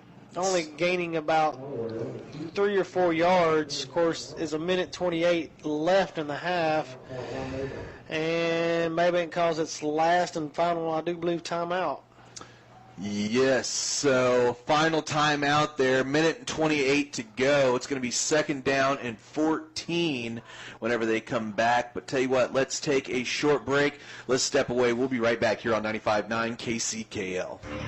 So Dickey's Barbecue in Mabank opens their drive-thru at 6 a.m. just so guys like you can get a supersized breakfast burrito fully loaded with fluffy eggs, cheese, and your choice of Dickey's slow smoked meats for breakfast. So don't worry if you go to bed hungry. Dickey's will be open at 6 a.m. Call in advance for faster service. 903-880-4141. 903-880-4141. Dickey's Barbecue in Mabank accommodates drive-thru service, DoorDash delivery, and online ordering at dickeys.com. Lacey Loftus is at it again. At Southside Feed out by the highway, you'll find bulk fuel. That's correct. Highway diesel on a high-flow 1-inch nozzle. Bulk DEF off-road dyed diesel available now and only at Southside Feed off South 19 and 753 in Athens. Open 24/7, and you can set up an account or just come by. And all the diesel at Southside, highway diesel and off-road, is bio-free. All that along with ethanol-free gas and great feed and seed prices keep everyone coming back to Southside Feed in Athens. All right, back here to this game. Bullard Panthers taking the snap. Going around right-hand side there is the quarterback, Callaway. Not able to get much space. Yeah, he's just still sitting right there at the 30-yard line. It's going to be 3rd and about 15. Minute 7 left. They're just burning the clock the best they can. They might even try a field goal as close to the yard just for the heck of it. You never know, man. You never On know. the 30, that would make it out to be a 53-yard field goal. 47. So if they put it at the 30 and it's hiked to about the 37, add 10, 47. Huh? And don't you add 13 because the goalpost sits back? But I could be wrong on that. The goalpost is at the very back side of. This should be straight up and down from the back goal line, the back out of bounds marker, and so that's 10 yards. Fair So enough. if it's at the 37, add 10:47. Gotcha. Makes sense. Man, I was a deep snap. You were a referee. You know I refer to you always. I deep snapped. I didn't pay attention to how. I just had to look between my legs and make sure I got it back to the holder. That's what I did on kickoffs. So I don't know much about them. Or not kickoffs, but field goals. Excuse me. All right. They called a timeout, I guess, to see what they're going to do, but being third down. I'm sure they're going to run the ball because they still got no more timeouts for Mabank. They're going to run the ball. They should be able to run the clock out. So, yeah, they're just going to kneel it right here and end the game. There you go. Yeah. A little bit of a delay knee down, but that's fine. The knee down is right at the 35-yard line, which makes it even more, but it's going to be fourth down from that point with 29 seconds left. Play clock shows 33. So that time difference is no big deal. So that's the way it is going to end, folks. So Mabank drops the season opener, but really, honestly, we got to get that offense going. They had plenty of opportunities here. Defense looked great throughout the evening, only giving up 17 points, which, again, forcing 4 turnovers, 3 interceptions, and the 1 fumble recovery. So got a little bit to work on the offensive side, but I think this defense is going to be okay, and I bet you Coach Hudson's going to get it all figured out here pretty quick. Guys, it was a better game than probably we visually get to see here. Mabank played a great defensive game by forcing turnovers, forcing fumbles, and trying to stay in the game. But offensively, they just couldn't quite push it in when they're down the goal line twice. Not a big mistake by any of the coaches. They did the best they can. It was the players making the mistakes of the plays by fumbling and stuff like that. So, I mean, it is what it is. Missed field goal could have put them up 3. They probably could have had a tie at one point in time because it would have made them down by 3. But, I mean, either way, I mean, it missed extra point. It wasn't a field goal, it was an extra point. So they probably could have went for the field goal earlier and been only down by 1 or 2. So, right. But, you know, it is what it is. And it's 1 of 10. It's 1 of 10. Yeah. You still got 9 more opportunities. Yeah. And not even this is not a district game, I do believe. Correct. But I think they're both 4A. Might see each other in the playoffs. You never know. I don't know what Bullard's district looks like or who they play. But, you know, keep your head up. Maybe you got a lot to work with. You got looks like a bunch of good big boys up on the line that could push some people around because Bullard's defensive line was pretty good-sized guys. So just keep your head up. That's all I got to say about that. Yes, sir. All right, well, that has been your post-game review brought to you by Southside Feed. We're going to take a short break. We'll come back, and we'll finish it all up and give you the wrap-up of most of the games around here in the area right after this here on 95.9 KCKL. Lacey Loftus is at it again. At Southside Feed out by the highway, you'll find Bulk Fuel. That's correct. Highway diesel on a high-flow 1-inch nozzle. Bulk DEF off-road dyed diesel available now and only at Southside Feed off South 19 and 753 in Athens. Open 24/7, and you can set up an account or just come by. And all the diesel at Southside, highway diesel and off-road, is bio-free. All that along with ethanol-free gas and great feed and seed prices keep everyone coming back to Southside